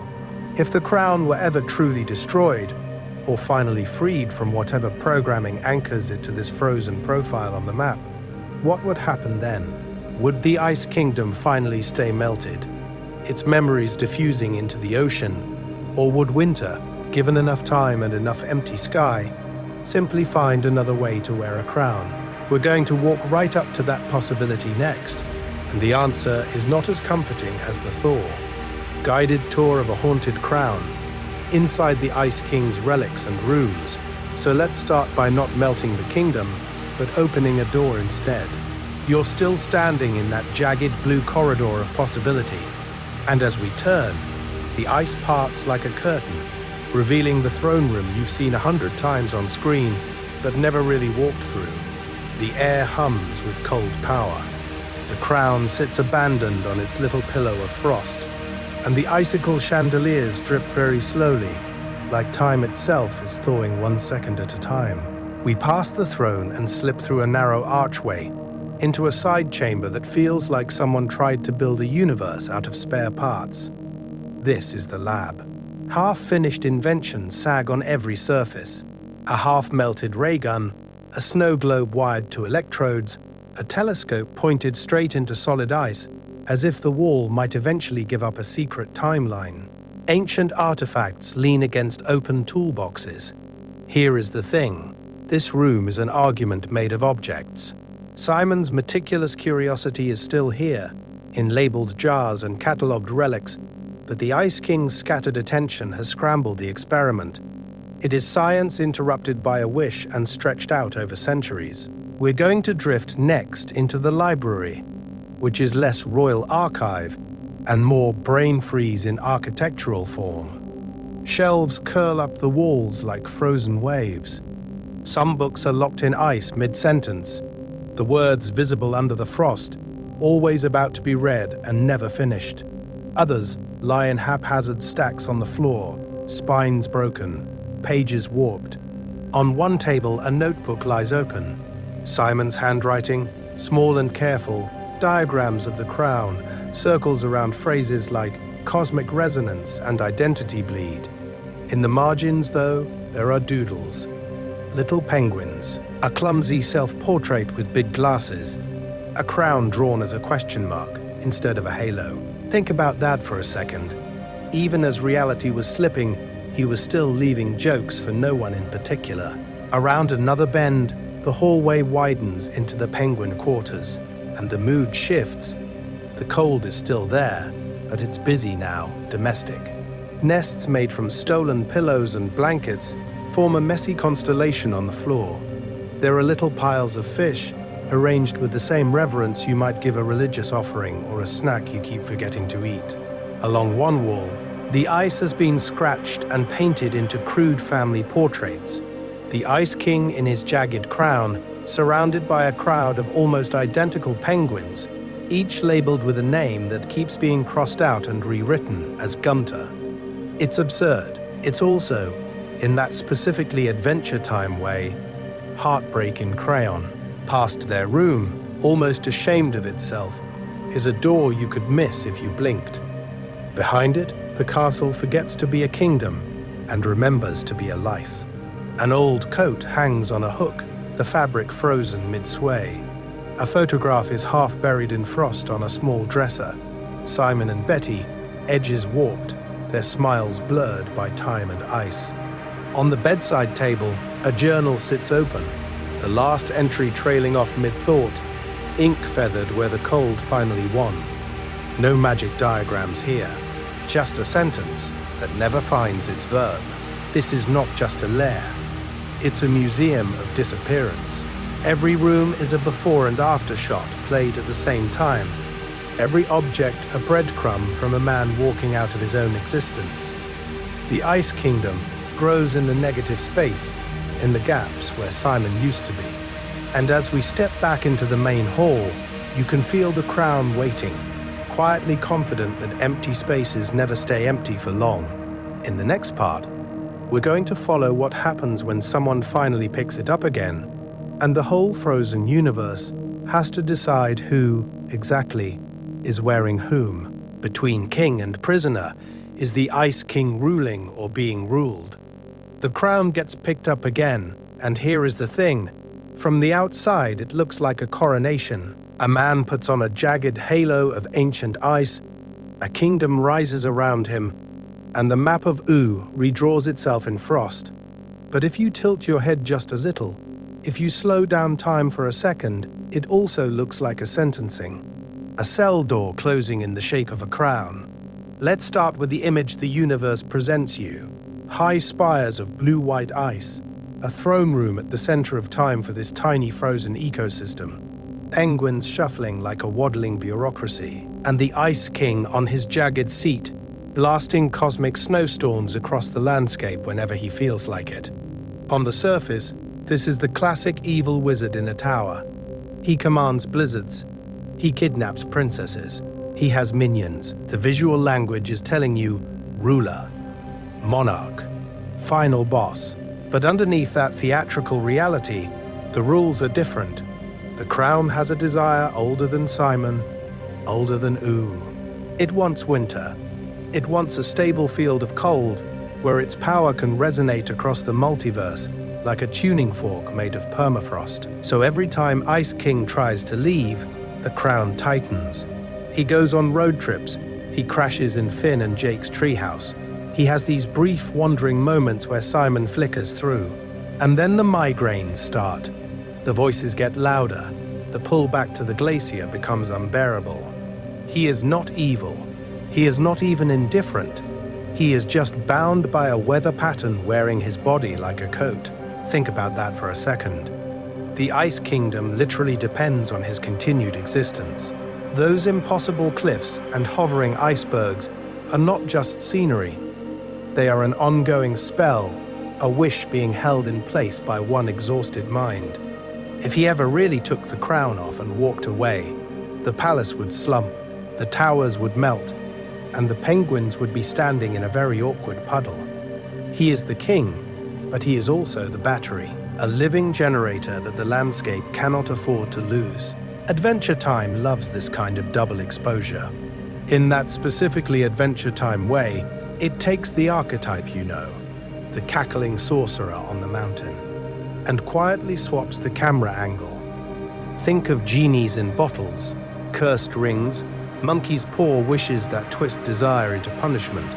Usually the mortal is the victim, and the magical artifact is the trap. Here, we're going to something stranger. The artifact is the jailer, the kingdom is the cell, and the villain is just the latest prisoner to mistake his chains for royal regalia. So as we drift forward, try to hold both timelines in your head at once. Yes, the Ice King is dangerous, invasive, a noisy blizzard in everyone else's narrative. And at the same time, he is Simon Petrikov, a grieving man who lost everything, pacing through a palace that is also his padded room. A ruler and a captive, crowned and confined. In the next section, we'll follow what happens when that fragile balance finally cracks, and the kingdom has to face a terrifying question. What does winter do when its king wants to be warm again? Echoes in other worlds. The Winter King and alternate ice kingdoms, when that balance finally cracks in one timeline, in another it never cracks at all. Somewhere else in the multiverse, the snow still falls, the crown still whispers, and yet the man underneath makes a very different bargain with his own mind. The result is familiar and alien at the same time. An ice kingdom that looks like it's been ironed and polished until all the wrinkles of suffering are pressed flat. Because here is the thing. Across timelines, across universes, the crown keeps trying to build an ice kingdom around whoever wears it. It is like a cosmic reflex. Put the artifact on a human head, and reality begins knitting glaciers, castles, and lonely thrones around that decision. But the mood of those kingdoms, their morality and their atmosphere, shifts dramatically depending on how the wearer negotiates with the madness inside the metal. Let's start with the Winter King, because he feels like someone took the Ice King, ran him through a charm filter, and turned the saturation way down on the tragedy. He is elegant where Ice King is chaotic, charismatic where Ice King is embarrassing, and his kingdom reflects that. The towers are smooth, symmetrical, almost crystalline chandeliers rising out of the snow. The penguins move in neat little formations. The whole realm feels curated, like a frozen boutique hotel at the center of time. On the surface, this looks like an upgrade. No manic rants. No desperate princess kidnappings. The Winter King smiles. He sings. He offers hot cocoa in a palace that feels safe. But we're going to look closer, because the cost of that stability is quietly horrifying. He has not healed the madness of the crown. He has displaced it, externalized it, pushed it into someone else so that his own mind can stay clear. Think about that for a second. In our primary timeline, Simon's deterioration makes the Ice Kingdom messy but strangely human. Bad fan fiction on the walls, uneven ice spires, a ruler who is both villain and victim in the same shivering body. It is wrong, but it is honest. His brokenness is visible, and so is his buried kindness. In the Winter King's reality, the madness is hidden behind a flawless smile, and the kingdom becomes a mirror of that repression. Colder, prettier, and infinitely more dangerous. This is the pattern. The Ice Kingdom is never just a place on a map of ooh. It is a psychological landscape poured out into geography. When the ruler carries the crown's burden openly, the realm looks unstable but alive. When the ruler shoves that burden onto others, the realm looks stable but deadened, like a wish granted too literally by a cosmic bureaucrat who has stopped asking whether desire and goodness have anything to do with each other. And in that specifically Adventure Time way, these variants whisper a quiet revelation as you drift. The Ice Kingdom we know is not inevitable. It is one expression of a larger cosmic design, a template that keeps reappearing, but always colored by the choices, compromises, and evasions of whatever fragile person dares to wear that crown. In the next section, we'll see what happens when that pattern finally breaks, and winter has to decide whether it will cling to power or let itself thaw. Fiona, cake, and frosted reflections, ice kingdoms in other realities. So when we say that pattern isn't inevitable, we also have to admit something a little eerie. The universe keeps reaching for it anyway. You move one timeline over, one dream to the left in the multiverse, and there it is again, an ice kingdom. Or at least, a frostbitten echo of one refracted through someone else's wish for how reality should feel. Let's start with Fiona and Cake's world, that almost familiar universe where everyone you know has been picked up, shaken, and set back down at a slightly different angle. Finn becomes Fiona, Jake becomes Cake, Ooh becomes a more mundane cityscape, but the archetypes don't vanish, they just put on new clothes. The ice doesn't disappear, it migrates. It hides in Winter King variants, in cold penthouses, in lonely rooftops where a snowflake falls and doesn't quite know why it's here. Here is the thing about these reflections. They keep the core elements even when the details mutate. There is almost always a solitary figure bound to ice magic. There is almost always a realm, or at least a zone, defined by cold beauty and isolation. And there is almost always a crown, or something crown-adjacent, humming with power and suffering at the exact same frequency. The names change, the costumes change, the emotional math does not. Think about that for a second. In one reality, Simon dissolves into the Ice King, and the kingdom reshapes itself around his fractured mind, glaciers rising and falling with his moods. In another, the Winter King stands regal and controlled, his ice castle a pristine sculpture of everything Simon wished he could be, stable, adored, unbroken. The silhouettes match, The spires stab into the sky the same way. But the cost is still there, just hidden under better lighting and a more flattering outfit. Visually, the parallels are almost mischievous. Snow and glass, frost and mirrors. Jagged blue palaces that look like someone tried to freeze a feeling in mid-air. You see character dynamics echo across timelines too. A devoted partner or counterpart circling the frozen figure, just as Betty once orbited Simon and later the crown. Sometimes that partner is enchanted, sometimes they're embittered, sometimes they're literally a cat with stretchy powers who did not sign up for this level of cosmic drama.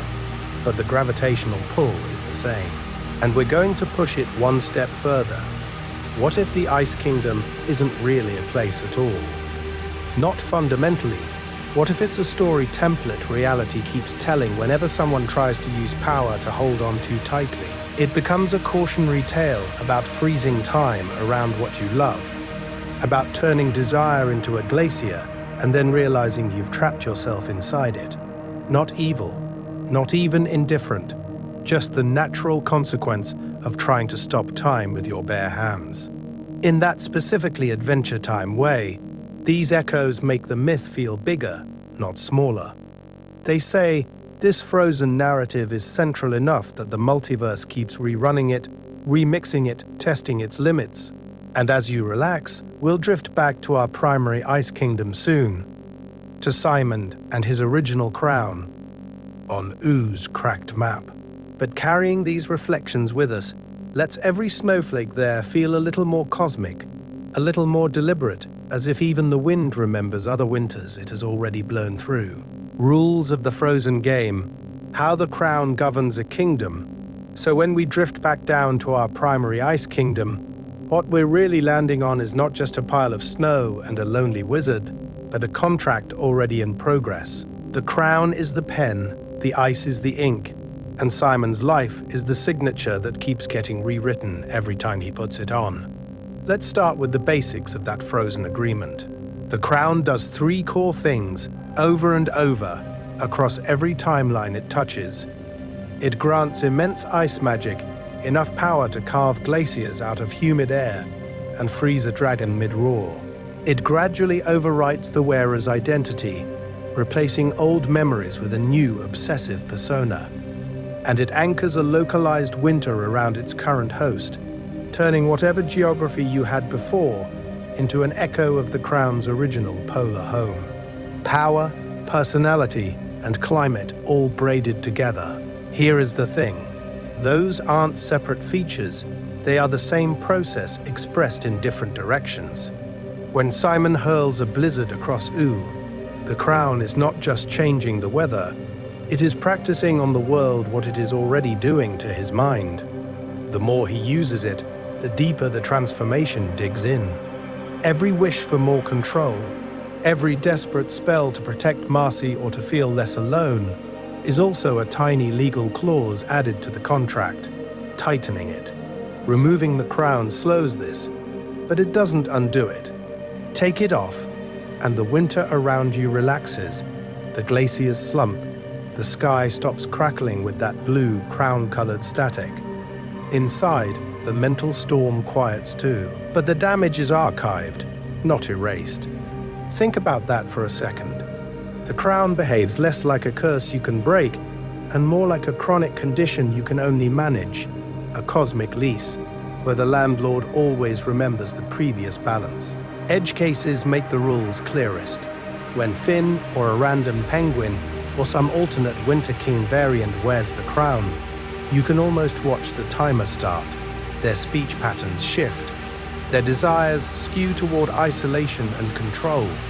The air temperature drops like a nervous system cooling. The Ice Kingdom's stability flickers, because the land doesn't care who is monarch, it cares who is currently paying the rent. For those moments, that new wearer becomes the de facto ruler, and the mountains, the penguins, even the auroras reorient around them. We're going to compare that to other artifacts for a moment, because the contrast is soothingly sharp. A genie gives you one wish and vanishes. A cursed ring whispers, tempts, but it doesn't remodel the climate. Monkey's poor arrangements hinge on a single ironic twist. The crown is quieter and more patient. No one big deal, no dramatic "you have chosen poorly" moment.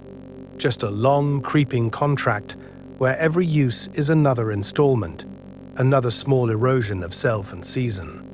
By the time you see the Ice Kingdom fully formed, what you're looking at is a legalistic arrangement between artifact, wearer, and land. The crown leases a territory from reality, paying in blizzards and blue light. The wearer pays in memories, in relationships, in the continuity of their own existence.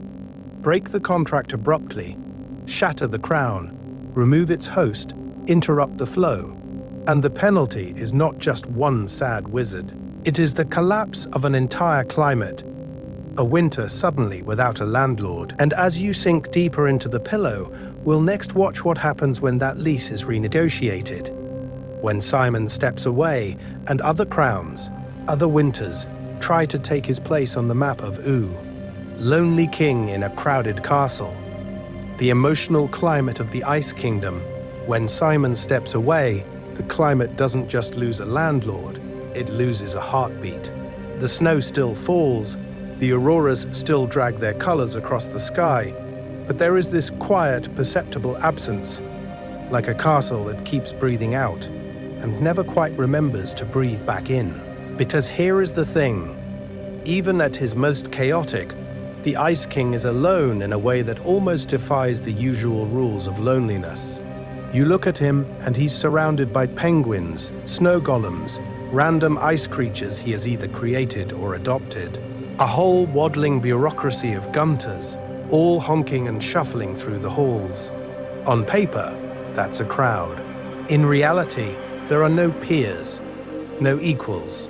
Every interaction is tilted, like you're watching a king who only ever gets to talk to his own reflections. Let's start with his habits, the tiny rituals that give away the emotional climate more clearly than any storm map. He talks to inanimate objects as if they're long-lost colleagues. A chair gets promoted to duke. A teapot becomes his royal advisor. He stages imaginary conversations where princesses apologize to him, where Finn and Jake finally admit he was right all along, where the universe itself thanks him for his service. He writes songs about his own life, ballads that turn his fragmented timeline into a narrative that almost makes sense. Think about that for a second. The man literally reshapes ice and snow, but the power he reaches for at night is the power to edit his own memories into something survivable. And when anyone actually visits, Finn, Jake, Marceline, even some random mail carrier who made a wrong turn in a blizzard, he clings, emotionally, sometimes physically. He will trap you in a snow globe of hospitality, force you into tea parties, board games, impromptu concerts about his tragic backstory. It's needy, yes. It is also the only time the castle feels like it was built for more than one person. We're going to sit with that tension for a moment. Omnipotent image versus absolute dependence. On the surface, he is a winter demigod. He can collapse glaciers, raise spires in seconds, redraw the borders of his kingdom like a child scribbling with a frozen crayon across the map of Ooh. But underneath, his entire existence is lashed to the crown and to the idea of having a kingdom at all. No crown, no climate, no subjects, no self. He is not evil. He is not even indifferent. He is just bound by rules older than he is, older than this era of the multiverse, rules that say, you are the Ice King, or you are no one. And the emotions leak into the weather. When he's despondent, the castle feels draftier, as if the walls themselves are losing confidence. Corridors that were merely chilly become tunnels of needle-fine wind. After rejections, storms linger too long over the Ice Kingdom, blizzards circling in tight, obsessive spirals, like the sky is ruminating. On the rare nights when he manages genuine warmth, offering Marceline soup, hosting a game night that isn't a kidnapping, the air softens, candles stay lit. The blue of the ice shifts a little towards something almost golden.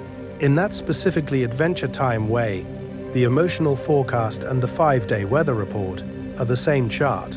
So the Ice Kingdom stops being just a villain's lair and starts to look like a coping mechanism built at planetary scale, an architectural wish made manifest.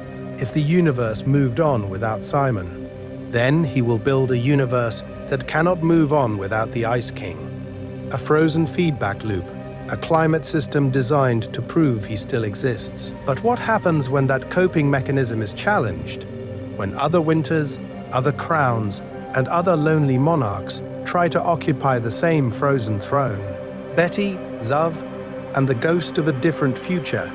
When other winters try to sit on that throne, the Ice Kingdom does something strange. It echoes. It throws back a ghost image of a life that never quite happened. And at the center of that ghost, quietly, patiently, is Betty. Here is the thing. Betty is not just a side character in Simon's tragedy. She is the axis his pre-crown reality spun around, the person who gave his days shape and his research meaning long before the universe decided to hang an artifact of cosmic power over his head. When she disappears from his life, the absence doesn't stay in the past. It radiates forward, freezing into the walls, corridors, and routines of the Ice Kingdom itself. If you walk the castle slowly in your mind, you can feel her there. A stack of old notebooks that the Ice King hoards but never reads. Pages filled with neat handwriting and marginalia about runes and ancient climate patterns. A sketch tacked crookedly to a wall, drawn by a hand that used to be steady, now surrounded by newer doodles of princesses with the same eyes. A room he almost never enters, but never destroys, where the furniture is just a little too human, a little too academic, for a man who sleeps on a pile of penguins. Think about that for a second. The crown erases, but it also misfiles. It misshelves. It turns a fiancée into a princess whose name he can't remember, then protects the artifacts of that love, like a dragon guarding treasure it no longer understands. We're going to follow that thread forward in time, because Betty does not stay in the realm of memory. She comes back again and again, hurling herself across the multiverse to save Simon. She makes a wish with Prismo. She bargains with cosmic entities that make the crown look almost local. And every time she presses against the rules of reality to reach him, the Ice Kingdom stutters. For a moment, the blizzard drops. The penguins go quiet. Simon surfaces in the Ice King's eyes and apologizes to no one in particular. The crown's grip loosens, and you can feel the whole frozen monarchy hesitate, as if the very glaciers are asking, which timeline wins? Because somewhere out there, in that infinite branching of possibility around the center of time, there is a version of this couple who never touched the crown at all. Let's start with that impossible image, Simon and Betty, not as a king and a would-be savior, but as partners in a different kind of kingdom. A kingdom of libraries and observatories, of careful climate studies instead of climate control, lecture halls instead of dungeons, a place where ice is something you measure and map, not a prison you build around your own heart. In that specifically Adventure Time way, the show lets you feel that alternate existence without ever fully showing it. And so we end this moment on a balcony. The Ice King stands alone, snow drifting around him in lazy spirals, humming a tune he doesn't remember writing. Somewhere, in a universe that never quite made it onto Oo's map, Simon Petrikov hums the same melody in a warm lab full of books, a ring in his pocket instead of a crown on his head. One man looks out over an empire of ice, the other looks up at the night sky, already wondering what they're going to discover tomorrow. Finn, Jake, and the softening of a villain, friendships across the frost. One man humming in a lab, one king humming in a frozen throne room. Same melody, different universe, and you can feel the invisible bridge between them stretching through time, through ice, through every awkward encounter with two heroes who keep kicking down his front door. Let's start with those early raids, because they really do feel like classic dungeon crawls. Finn and Jake treat the Ice Kingdom like it's just another hostile biome on the map. You go in, you beat up some penguins, you dodge a few ice bolts, you rescue a princess, you grab the loot, you go home. Simple. Clean. The rules of the universe are obvious. He is the villain. They are the heroes. The frozen towers had just set dressing for a boss fight. Here is the thing. Adventure Time does not like leaving reality that simple for very long. Over time, the camera lingers. You start to notice that when Finn and Jake burst into the castle, they're not just storming an evil lair, they're barging into someone's house. There are dishes in the sink. There are half-finished songs on the floor. There is a lonely man in a paper crown of unimaginable power who keeps pretending this is all a game. The shift really begins once they meet Simon, not as a title, but as a person. They see the old tapes. They see Betty. They see the crown not as a cool ice boost, but as a cosmic parasite that rewrites a timeline and hollows out a mind. Think about that for a second. The same guy they used to suplex into snowbanks is now retroactively the tragic endpoint of a wish he never made. A man trapped at the center of time in his own private blizzard. From there, the raids start to look different. Finn still throws punches, but the anger is complicated. Jake still makes jokes, but the jokes land softer. We're going to get moments like that quiet scene where Ice King, Finn, and Jake read fanfiction together, or team up against a bigger threat, or sit in the castle while the wind howls outside, and, for once, no one is kidnapped and no one is posturing. He drops the evil wizard. Voice he talks about being scared of losing what little he has left. They listen, and then pattern interrupt. Sometimes they just hang out. No quest. No princess. Just 3 people in a very cold living room watching movies in a fortress groan from grief. Slowly, the Ice Kingdom stops being a static villain zone and becomes a recurring emotional location, a place where apologies happen, where Finn can admit his own fear of losing himself, where Jake can acknowledge that immortality, power, and existence alone at the edge of the multiverse might not be a wish worth making. The castle becomes a weird, frosty therapist's office with penguins, not fixed, not redeemed, but softened. In that specifically Adventure Time way, the healing of the Ice Kingdom doesn't begin with some grand spell. It begins with repeated knock-knock-knocks on an icy door, with hot cocoa on a frozen balcony, with 2 heroes choosing, again and again, to see Simon flickering behind the Ice King, like a melody trying to play through static, waiting for one more visit. Cracks in the crown. Moments when the Ice Kingdom almost changed forever. Those knock-knock-knocks on the icy door don't just reach Simon. They echo through the architecture. Every time someone gets close to him, really close, the crown flinches and the Ice Kingdom glitches. Here is the thing. This frozen monarchy isn't just a place on a map. It's a projection of one man's cursed headspace onto the landscape of O. Let's start with the rare, disorienting moments when the crown comes off. In the wreckage of the Mushroom War timeline, when Simon first removes the crown to protect young Marceline, the cold doesn't just stop swirling around him. The air itself warms, like the universe is exhaling. The snowdrifts slump, icicles drip. Penguins that had been marching in perfect, anxious little formations suddenly meander, as if someone turned down the volume on an invisible military drum. For a heartbeat, you can almost imagine an ordinary archaeologist standing in a very embarrassed puddle. Later, in episodes where the crown is damaged or disrupted, you see the same pattern. A crack in the gem, a misaligned room, and the Ice Kingdom's towers sag at strange angles, like they're waking from a long, uncomfortable nap.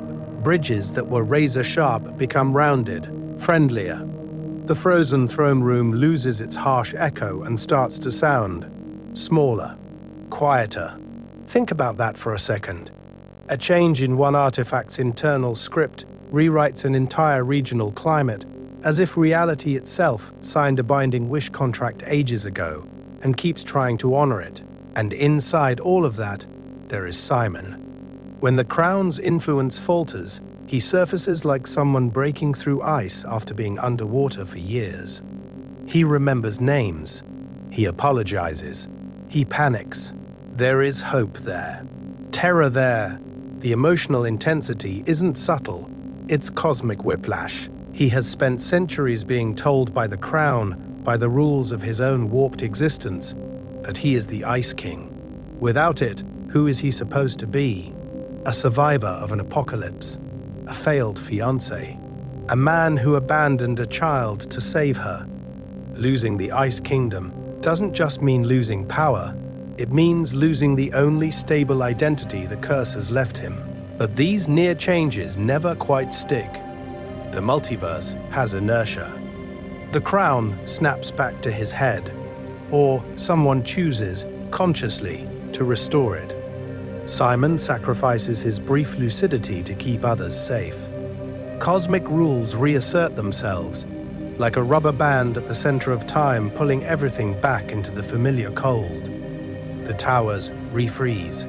The penguins resume their oddly bureaucratic waddling. The realm resets, but not perfectly. Each thaw leaves hairline fractures in the narrative ice. We're going to see this pattern repeat across timelines. Alternate winter kings, melted futures, fractured crowns, each one a rehearsal for a final decision. In that specifically Adventure Time way, the Ice Kingdom is always almost changing, always almost healing, like a wish the universe keeps drafting and never quite sends. The question hanging over all these near misses is deceptively simple. What happens the one time the crown cracks and doesn't grow back? The day the crown came off. Simon's return, and a kingdom without a king. So when the crown finally cracks and doesn't grow back, it doesn't happen with a heroic fanfare. It happens with a sound like ice giving up, a soft shatter, a blue light flaring and then draining away, leaving Simon Petrikov on his knees in the snow, gasping like he's just surfaced from the bottom of the ocean of his own mind.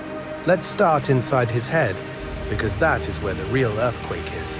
For centuries, there has been a blizzard in there, a constant psychic whiteout howling around every memory. And then, in one impossible second, the storm just stops. No more static. No more cold directive whispering about princesses and power. The crown is on the ground, inert, and Simon is suddenly alone with himself again. Memories rush back, not in a neat timeline, but as jagged flashes. Marceline's face, a museum, a mushroom cloud, penguins bringing him sandwiches he never asked for. Think about that for a second. Waking up from the longest, worst dream in the universe and realizing it was your life. Here is the thing. The Ice Kingdom feels it too. Magic was its scaffolding. Simon's corrupted wish was its climate control. The moment that connection severs, the air changes. Temperatures tick upward. Spires start to drip. Delicate bridges that have held for centuries sag and fracture. Icicles dropping like glass chandeliers in slow motion. Penguins scattered down the slopes, some sliding away in panic, others just standing there, staring at the empty sky where their king used to float and rant about weddings. They are not soldiers now. They are just small birds in a realm that is losing its definition. Simon staggers through it, human again, wrapped in an oversized parka that suddenly feels inadequate in a different way. He sees the castle, the jagged crown-shaped silhouette he once called home, listing to one side as if the mountain itself is confused. He sees thrones made of packed snow, abandoned board games, piles of fan letters never sent because they were written to imaginary brides. This is his legacy in ice. It is ridiculous. It is tragic. It is, in that specifically Adventure Time way, both at once. We're going to linger here, because this is where responsibility gets complicated. How much of this frozen monarchy belongs to Simon, and how much belongs to the artifact that ate his mind? He remembers putting the crown on. That was his choice, his desire to protect, his fear of a collapsing reality. But he also remembers moments when his will was just a faint candle behind a cosmic head cold of commands.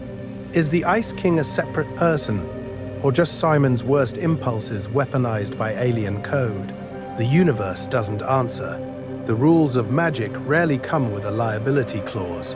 Around him, the Ice Kingdom half melts and then hesitates, as if the land itself is deciding what to be without a tyrant of snow. Pools form where dungeons used to be. Glaciers slump into reflective, quiet lakes that hold the sky instead of a crown. There is no audience for this. No cheering crowd. Just one man at the center of time in his own life, standing amid the ruins of a multiverse of mistakes, trying to decide whether he is forgiven. He looks very small against it all, a human silhouette against a collapsing skyline of frost, watching the last of the enchanted blue drain from the walls. The kingdom does not bow, it does not rage. It just changes state, solid to liquid, myth to aftermath, and as the cold recedes, a different chill settles in, the realization that a land built around one mind now has to remember how to exist without a king. The next question is inevitable. If the crown is gone, what grows in the thaw it leaves behind? After the thaw, what remains of the Ice Kingdom's legacy? What grows is not a new palace of ice, but a strange, unfinished landscape. The cold doesn't vanish on command. It lingers. It pools. It hides in crevices and valleys where the sun still has to negotiate with ancient magic just to warm a rock.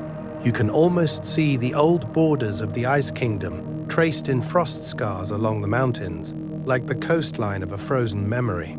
The castle itself does not neatly evaporate out of existence. It collapses.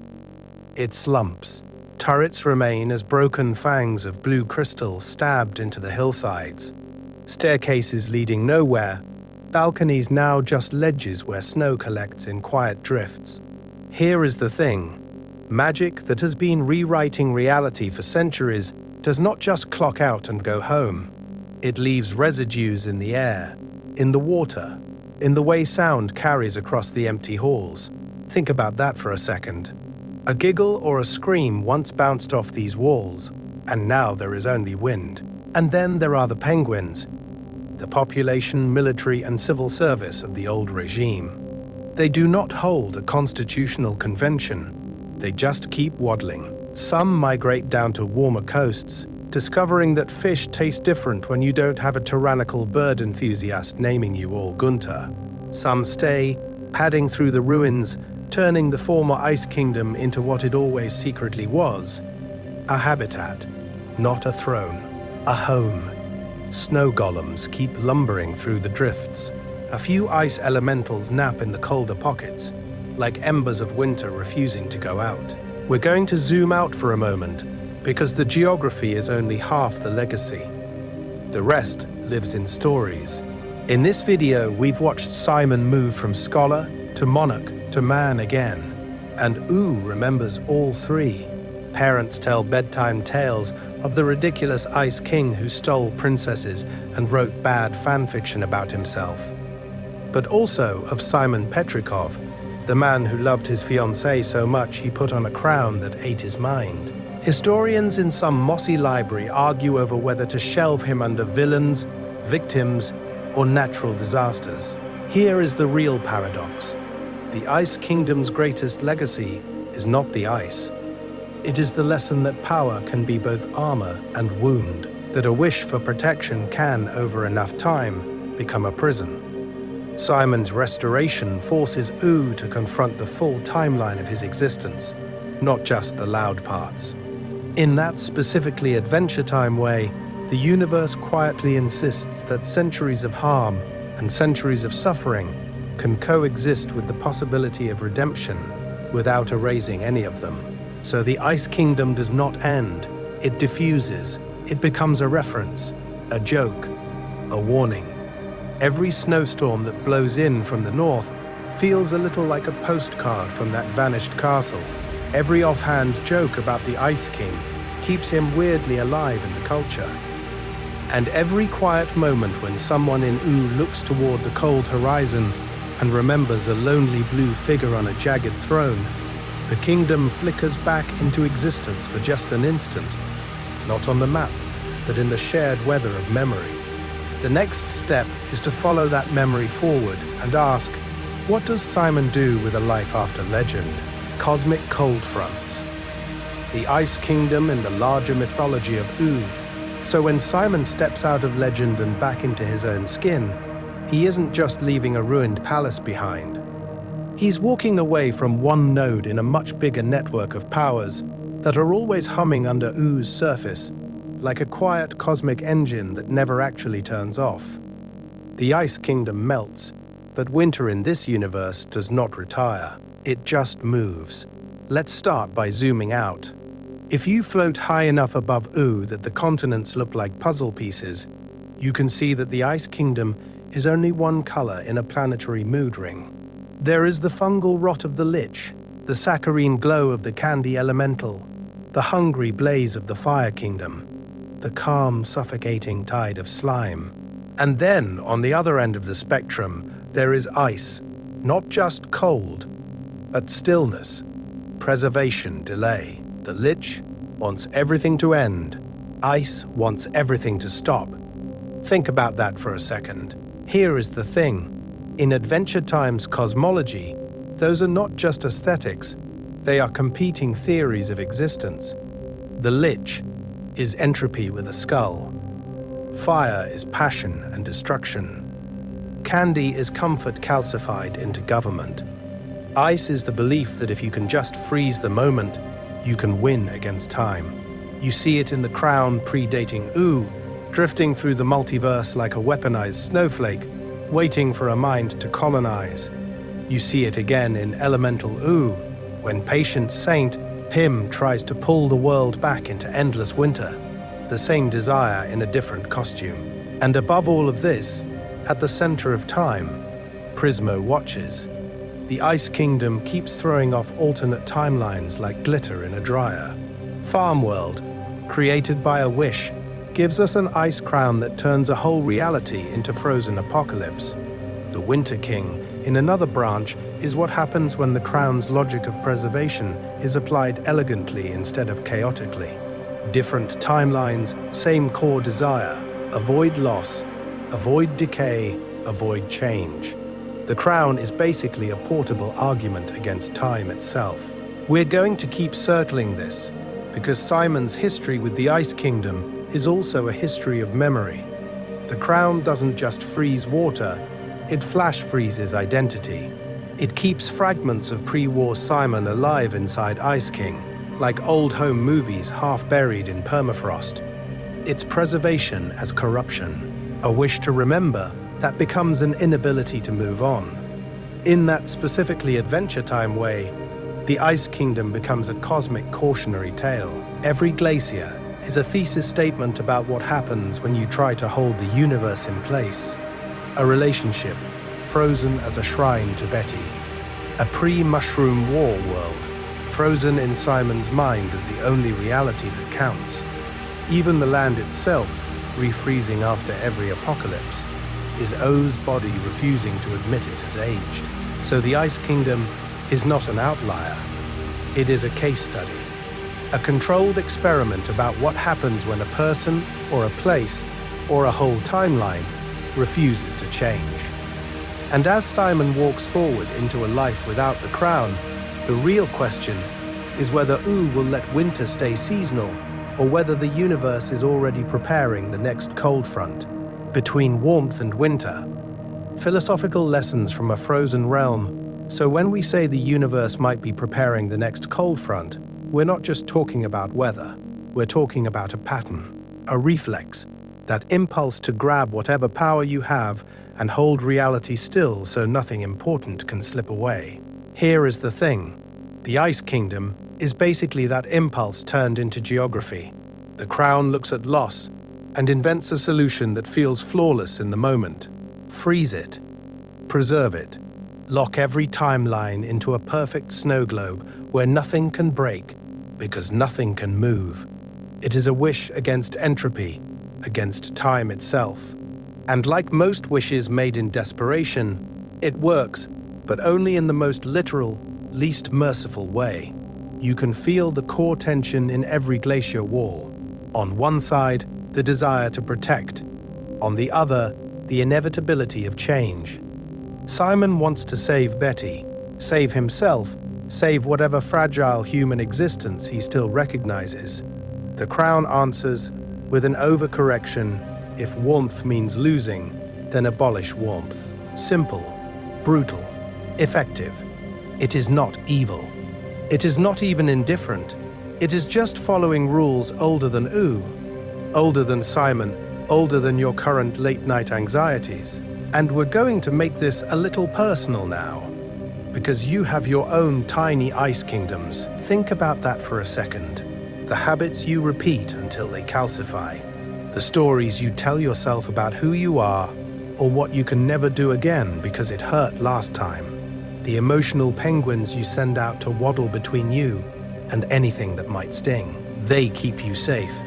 They also keep you alone. Hold them too tightly, and you don't just avoid pain, you avoid possibility. Simon's journey is the long, slow undoing of that overcorrection. Centuries of being the Ice King sandblast his memories, his dignity, his place in the multiverse. And yet, somehow, a thread remains. Identity in Adventure Time is weirdly elastic. You can be a crown-possessed monarch, a background gag, a tragic scholar, and the same timeline still claims you. But it is also fragile. Names slip, faces blur. Even so, enough of Simon survives to come back, to grieve what he did, and to walk forward anyway. That is resilience, not invulnerability, just the refusal to let your worst season be your final definition. Let's start from the image of thawing. It sounds gentle, but real thaw is messy. Ice cracks, old structures collapse. Meltwater floods places that thought they were safely frozen forever. Landscapes have to relearn where rivers go. Healing works like that. The defenses that once saved you might have to fracture. The frozen narratives about who you are might need to drip away, leaving you uncertain and muddy for a while. Uncomfortable, necessary. And yet, in that specifically Adventure Time way, thaw is also how new life sneaks back in. Tiny plants in old battlefields. Friendships where there used to be fortresses. Simon, standing in sunlight without the crown. Not fixed, not erased, just available to change. So if you are in a winter right now, it is okay. Seasons are not failures, they are intervals. You are allowed to rest in the snow. You are allowed to keep your coat on. Just remember that winter is a guest, not a monarch, and warmth has a habit of arriving from directions you never scheduled. Because somewhere in Ooh, even as ice melts, something else is quietly remembering how to freeze again. And the next time, the cold might not wear a crown at all. Slow snowfall recap, tracing the Ice Kingdom from first flake to final thaw. So let's start by zooming all the way out, as if you're floating above Ooh at the center of time, watching the whole frozen timeline play out on a single, slow screen. The Ice Kingdom doesn't just appear as a blue splat on a fantasy map. It condenses, first as ancient glaciers, sleeping under a warmer sky, then as a long, patient inhale of cold, waiting for someone to give it a purpose. Here is the thing. The crown arrives before the kingdom. A little circle of impossible geometry, dropped into reality from some older, stranger multiverse, carrying a very specific desire. There must be an Ice King. Think about that for a second as you drift. Before there are penguins or spires, or even a name for this place, there is already a role waiting to be filled, a script written in runes and madness. Simon Petrikov walks into that script by accident, a curious antiquarian, wandering through the ruins of a pre-war world, just trying to understand what humanity left behind. He buys the crown like someone picking up a weird snow globe at a thrift store. He puts it on as a joke, the way you might try on a hat in a mirror. And the universe quietly flips a switch. We're going to remember this in soft focus. The headaches, the voices, the first involuntary blizzards, the way names fall out of his mouth while nonsense songs drift in. He does not decide to rule a frozen empire. The crown decides it needs an empire, and Simon is the available human bandwidth. After the Mushroom War turns cities into ash and glass, the climate of the world becomes this open question. Into that silence, the crown answers with winter. Ice creeps over mountains. A jagged palace extrudes from a glacier like a tooth. Inside, daily life becomes both absurd and heartbreakingly small. Penguins waddle through corridors as if they're civil servants, soldiers, and roommates all at once. Snow golems patrol the edges. Kidnapped princesses hang in cages like very annoyed houseplants. The castle is haunted, but mostly by Simon's old life. VHS tapes, dusty books, half-finished letters, all piled in cluttered rooms where the heating never quite works. There are near escapes, moments when the crown's power slips, and Simon surfaces, gasping like a swimmer between waves. Alternate timelines spin off. A winter king who polishes the role into something elegant and brittle.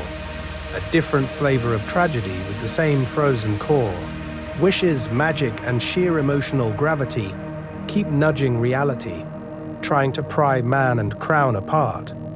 Eventually, in that specifically Adventure Time way, it works. The spell breaks. Simon returns. The crown finds a new configuration, and without that central, tormented mind to orbit, the Ice Kingdom begins to sag, crack, and quietly surrender its borders. If you watched it all as a time-lapse from the sky, it would look simple. First flake, rising fortress, glittering rain, hairline fractures, final thaw. The Ice Kingdom is a snowman, the universe built around one frightened man's collapsing identity. And now the sun is out. Not harsh, just inevitable. Towers drip into streams. Penguins wander off to new timelines. The memory of the cold remains, but it's softer now, like frost you can wipe from a window with your hand. And as that snowman melts, we're left with the outline it leaves behind in history's wet pavement, which is where we're heading next. A last look from the balcony. Emotional closure for a frozen story. So let's start there again, where we began earlier in the video, on that balcony of cracked blue ice.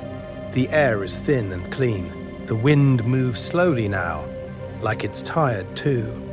Below you, the Ice Kingdom stretches out in quiet folds of white and pale blue, less like a fortress and more like a blanket someone forgot to fold.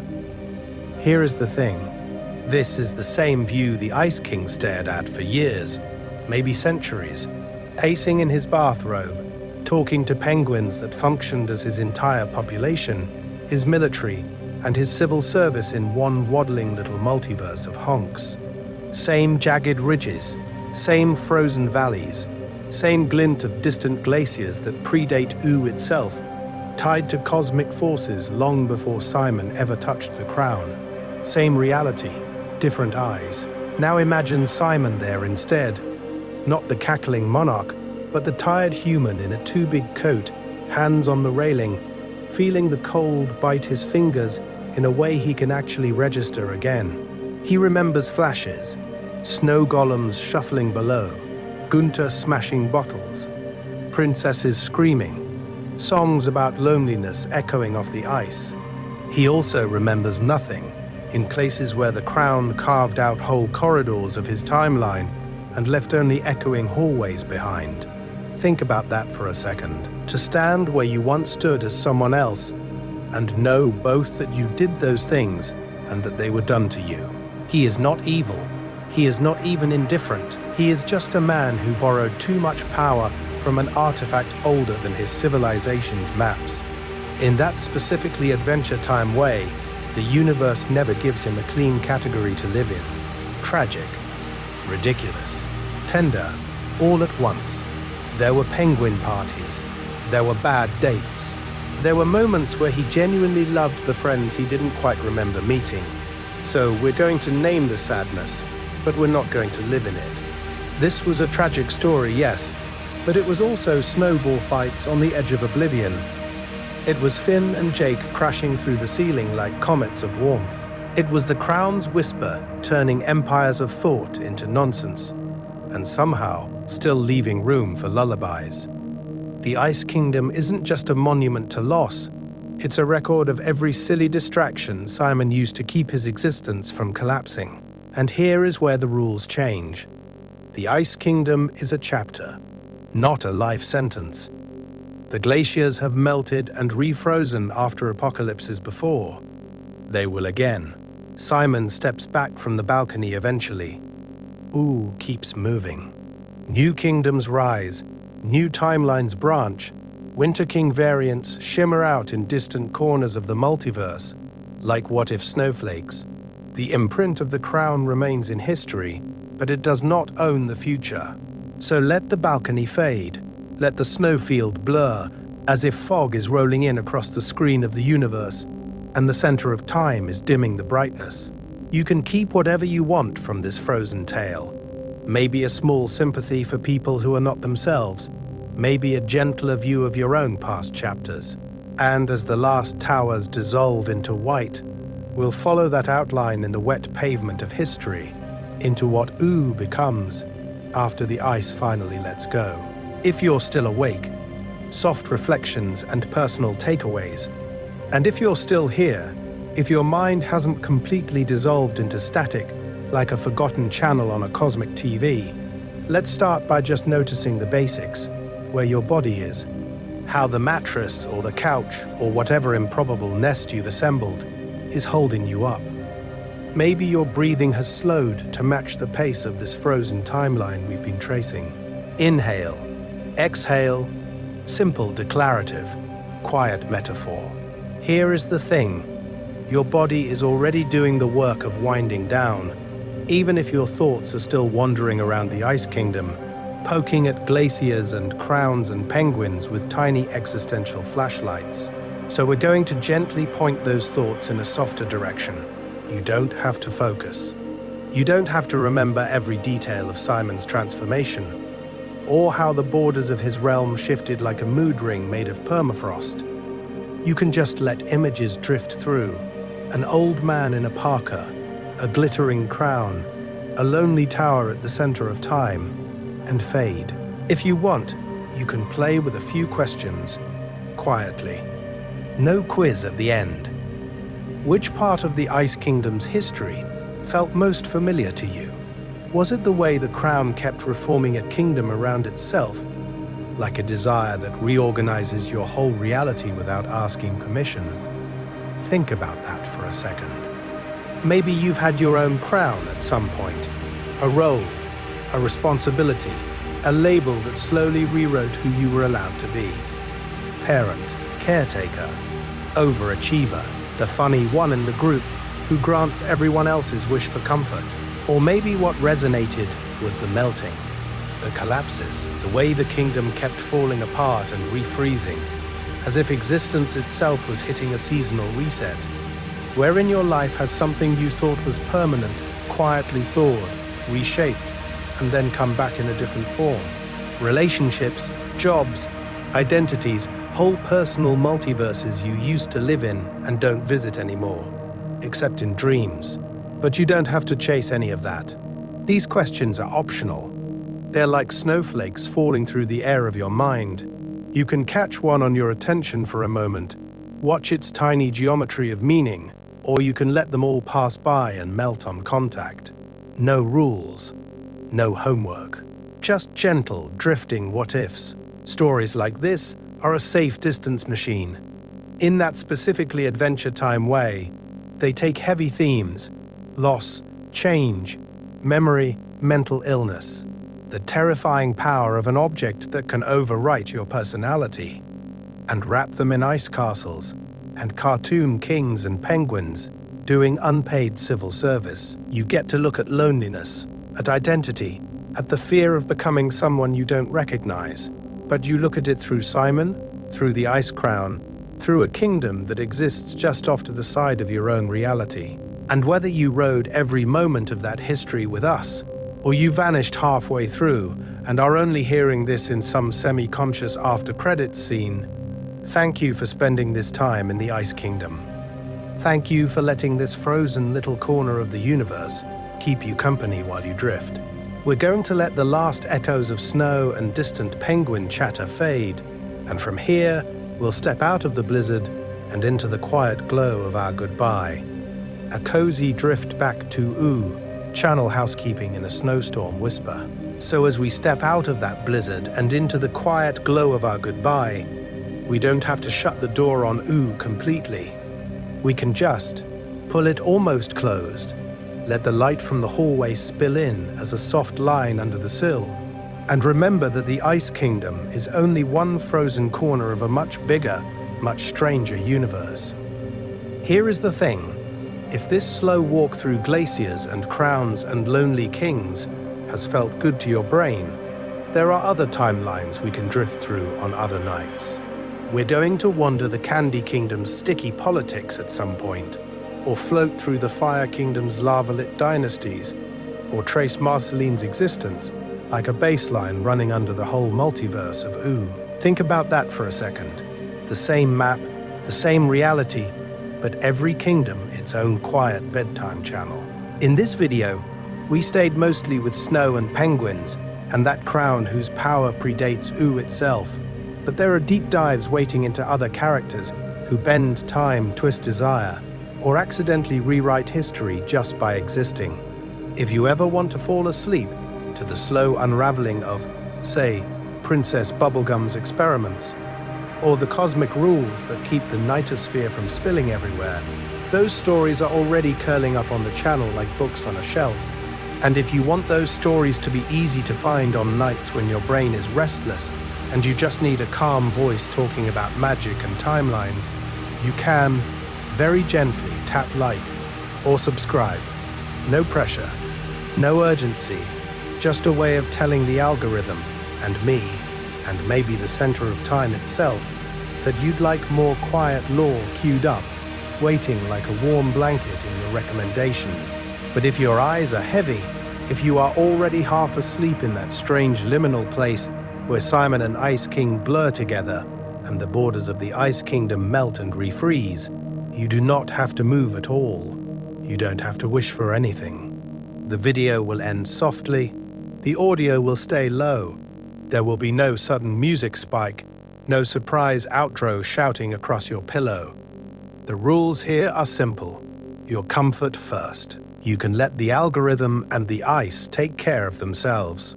Views, likes, timelines, multiverse recommendations, all of that can swirl quietly in the background like distant northern lights, while you stay right here, breathing, warm, anchored in your own small, important existence. Because beyond this snowfield, the land of Ooh is still out there, waiting.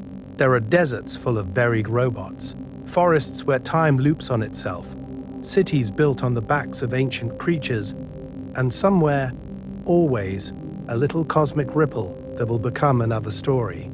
Not for now, not for this night, but for some future evening when you press play and we step together into another corner of reality, very slowly, very gently, all over again, letting the snow settle. Final farewell from the edge of the Ice Kingdom. So now, we zoom out. The deserts, the buried robots, the looping forests all fade to a low, distant shimmer, and we're left with one last bright patch on the dark map of the universe, the Ice Kingdom, breathing quietly under its own weight of snow. Let's start with the sound, not the crash of glaciers or the roar of magic, but the almost nothing of it. The soft hush of falling snow, that gentle static that feels like someone turning the volume of reality down, click by click, until even your thoughts move in slow motion. Somewhere below, in little caverns carved from ancient ice, penguins murmur in their sleep. a whole waddling society snoring in tiny, synchronized honks. It is ridiculous. It is peaceful. It is both. Up in the castle, the lights go out the way days do in the far north. Not all at once, but room by room, tower by tower. A laboratory here, a library there, a hallway still holding the echo of a song. One by one, the windows dim until the crown's old corridors are just outlines against the night, like memories in a mind that has finally decided to rest. Think about that for a second. Even a place built on obsession and magical power gets to have an off switch. Now we're going to step away. Not dramatically, not with a portal or a wish, just feet on snow. You turn from the castle gates and walk down the mountain path that has seen centuries of kings, variants, and timelines. And tonight it's just you, leaving gentle footprints that the wind will erase. With each step, the wind grows calmer. With each bend in the path, the air gets a little warmer, as if time itself is tucking you in, degree by degree. Here is the thing. Every story is a season. The Ice Kingdom had an origin, a rise, a long, strange middle where reality and memory argued with each other. And then, slowly, a thaw. Winters end not because they are wrong, but because the universe needs room for the next timeline, the next version of you, the next quiet. This story is the same. It has to end so that your mind can do what it needs to do now. Drift, reorganize, heal, so we will let it end. Wherever you are in time, whatever your day looked like in your corner of the multiverse, you are allowed to put it down for a while. No more rules to remember, no more history to track, no more power to analyze. Just you, breathing, just the world, sleeping. From far away, the Ice Kingdom shrinks to a pale smudge on a dark globe, a small bright question mark on the edge of existence. The penguins' murmurs fade. The castle becomes a dot. The snow sound dissolves into silence, and we step back, very quietly, like a friend closing the door almost all the way, leaving just enough of a crack for the night to come in and stay. Appendix of Frost. Optional deep lore notes for the curious sleeper. So this is the part where the door is almost closed, the room is dark, and we quietly whisper to the people who are still awake. Everyone else is already gone, drifting. You, though, are still here at the edge of the Ice Kingdom's reality. And here is the thing. We can gently zoom the camera back in, just for some extra snowflake details. Let's start with the timeline, because Adventure Time never hands you a neat chart. Long before before the Mushroom War, there were just pre-war glaciers and a regular polar climate, ice that existed without personality or crown. Simon's discovery of the crown happens near the end of that human era, in the last shaky decades before the bombs, which means his transformation is both pre-apocalypse and a slow-motion reaction to it. Think about that for a second. The man falls apart over years, while the world falls apart in an afternoon. After the war, as magic seeps back into the universe and coalesces, the modern Ice Kingdom rises in waves. First, the crown's power simply freezes a region. Then, as Simon collapses into Ice King, that frost gains intention. A style, a weird bachelor pad monarchy. In the broad chronology of the Ice Kingdom is ancient by the time Finn is born, but still very young on a cosmic timeline that includes comets, elementals, and the multiverse of alternate farm worlds. The crown itself reaches even farther back. Canon hints place its origin with a mysterious creator named Gunther, an ancient wizard whose desire for power or protection twisted into this permanent artifact. Some readings connect it to the elemental magic system, with the crown acting like a concentrated shard of ice elemental power, a portable winter plugged into whoever wears it. It is not evil. It is not even indifferent. It is just bound by rules older than Simon himself. If you ever feel awake enough to go hunting, there are gentle waypoints, holly-jolly secrets, traces Simon's video diaries. "I remember you" lets you hear the crown's damage in Marceline's voice. "Evergreen" goes all the way back to primordial ice magic. In the comics, arcs like Ice King and some of the OGN side stories sketch out stranger, semi-canonical angles on his past, like fan theories the universe accidentally printed. We're going to label this next part clearly: speculation. One grounded guess is that a fully healed Ice Kingdom, far in the future, would not be a monarchy at all. The glaciers might remain, but the power could be diffused, shared between gentle ice elementals, snow golems, and penguins who are there by choice, not by crown-induced gravity. Maybe Simon's research notes become the rules, a manual that teaches future wearers how to hold power without losing themselves. Or perhaps the crown is finally dismantled, its magic returned to the wider elemental balance, and the mountains melt into bright, cold lakes.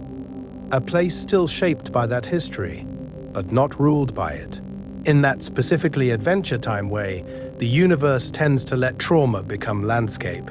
All of this, though, is optional. Extra frost on top of the story, you can let these details drift past like snow outside a window you are not responsible for. If you miss an era, a theory, a comic issue, the main narrative you already heard still holds. No quizzes, no homework, just you, the dark, and a quiet, distant kingdom made of ice, doing what ice does best over long stretches of time. Staying very still and waiting for morning. Soft credits in the snow. Gratitude and gentle acknowledgements. And as that distant kingdom keeps waiting for morning, you're here, in the dark, having walked through all of that frozen history with us. Here is the thing. That is a long journey to take in your head, especially at the end of a day, and you chose to spend your time, your attention, and your last little pockets of waking power on this story. Thank you for that. Quietly, genuinely. You let us guide you across a whole icy timeline, from ancient glaciers to crowns and kings and penguins, and you trusted that the path would stay soft under your feet. Think about that for a second. In a universe where every second can feel loud and sharp, you picked a slow walk through snow. We're going to honor that by closing gently, like easing a door shut so it doesn't click. None of this frozen lore exists without the people who dreamed Adventure Time into existence in the first place. Pendleton Ward, the writers' rooms, the storyboard artists, the directors, the actors, the colorists who decided exactly what shade of blue the Ice Kingdom's horizon should be at dusk. This whole video is a quiet love letter to their work. Not a definitive map, more like holding their drawings up to the light and tracing them slowly so you can fall asleep inside the lines. Every curve of the ice crown, every sloping tower of ice, every waddling Gunter at the edge of the frame was built by artists and animators who turned a simple joke kingdom into a cosmic landmark on Oo's map. They took a gag villain and, in that specifically Adventure Time way, let him carry history, grief, and absurdity all at once. All we did here was follow the trail they left, reading the frost patterns like handwriting. Behind this deep dive, there are quieter helpers too. People who rewatched episodes frame by frame, who dug through interviews and commentaries, who cross-checked timelines when the multiverse started looping in on itself. Researchers, collaborators, patrons whose names move through the credits like lanterns in a long hallway. They're here, even if you only hear them as a soft murmur under the snow. If you found rest in this, treat it like a wish you can make more than once. You can come back to this story whenever you need it, drop in at any point in the timeline, and let the familiar pattern of glaciers, crowns, and lonely kings wrap around you like a favorite blanket of snow. No pressure to remember, no requirement to finish, just a path you've already walked, waiting for you again. From here on, the sentences don't need to do as much work. They can have more space between them. Little pauses where only the quiet exists, and the Ice Kingdom drifts at the center of time, and you drift a little with it. If your eyes are still open, you can let them close now. If your thoughts are still loud, you can let them wander off into the white, where the details blur and only the feeling of cold, clear air remains. We're almost at the end. And if you slip away before we get there, that's all right. The credits can roll without you. The snow will remember you were here. The last flake falls, a final moment of stillness in the Ice Kingdom. The snow will remember you were here, and then, very gently, it will forget. Let's start back where we began. Think about that for a second. The throne room of the Ice Kingdom. The first image we dropped you into way at the beginning of this little journey through frozen time. Back then, it was all sharp edges and roaring wind, a crown abandoned on cold blue stone, while a storm tried to claw its way through the walls, the whole universe outside feeling like it was being sandblasted by ice. The power of the crown humming in the air, even without a wearer, like a wish half-spoken and held between teeth. Now the same room just rests. The walls are still carved with those familiar glacier-smooth curves, the color of old bottle glass. The banners, once snapping and thrashing in the draft, hang in slow, heavy folds. Outside, the storm has burned itself out.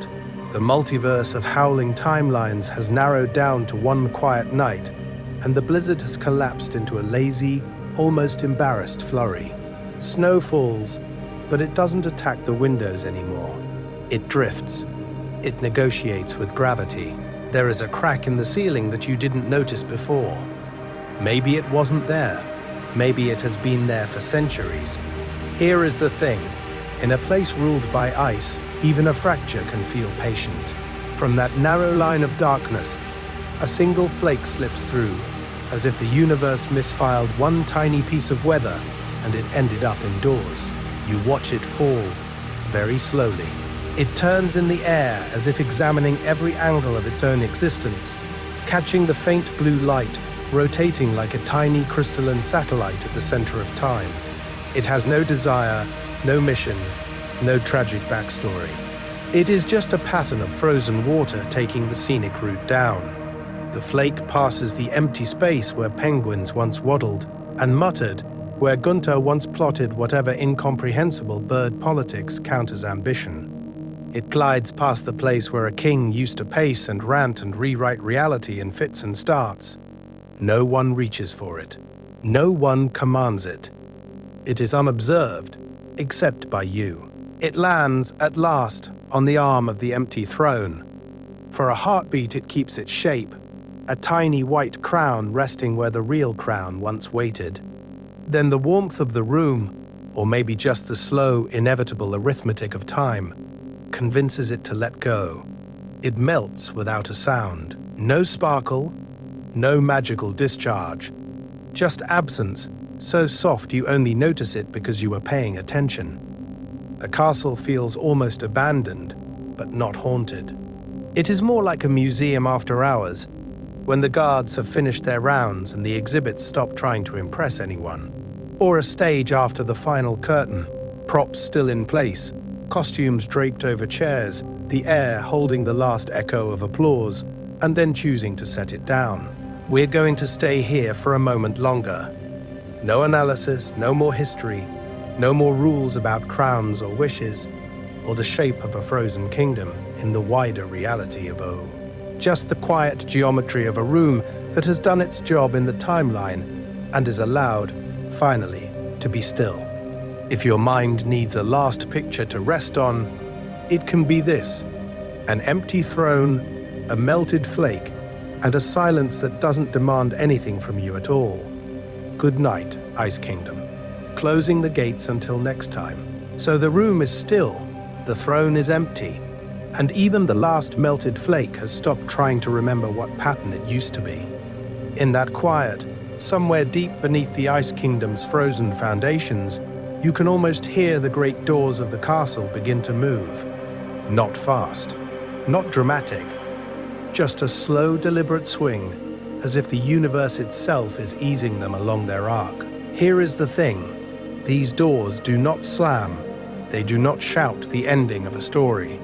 They drift inward through the cold air, heavy and ancient, until they meet with a soft, echoing thud that rolls down the empty halls and out across the snow, fading as it goes. Think about that for a second. The sound doesn't demand your attention, it releases it.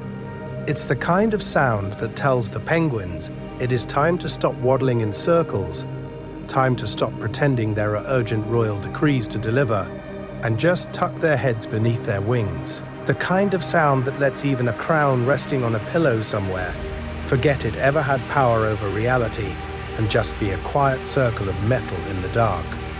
In this video, we're going to stop here. The story is over for now. The Ice Kingdom is at rest. The timelines that carried its rise and collapse and refreezing have all been gently set down. You do not have to hold any of it in your mind anymore. You are allowed to rest too. If your thoughts drift, let them drift the way snow falls, slowly, without urgency, without destination. If you dream of the Ice Kingdom tonight, it will not be the version with storms and shouting and desperate wishes. It will be the gentler one. Penguins already asleep. No blizzards, only a faint shimmer in the sky. Just stars spread over the snow like scattered diamonds at the center of time, watching quietly and not needing anything from you at all. We're going to leave the crown where it is. We're going to leave Simon where he is, breathing softly somewhere in the wider multiverse, his history folded and put away for the night. The rules, the desire, the cosmic weight of memory and loss, all of that can go into the same deep drift the castle is sinking into now. When you wake, the story will still be here if you want it. None of this is lost. It is only sleeping under the surface, like ice in summer, waiting patiently beneath a thin layer of ordinary day.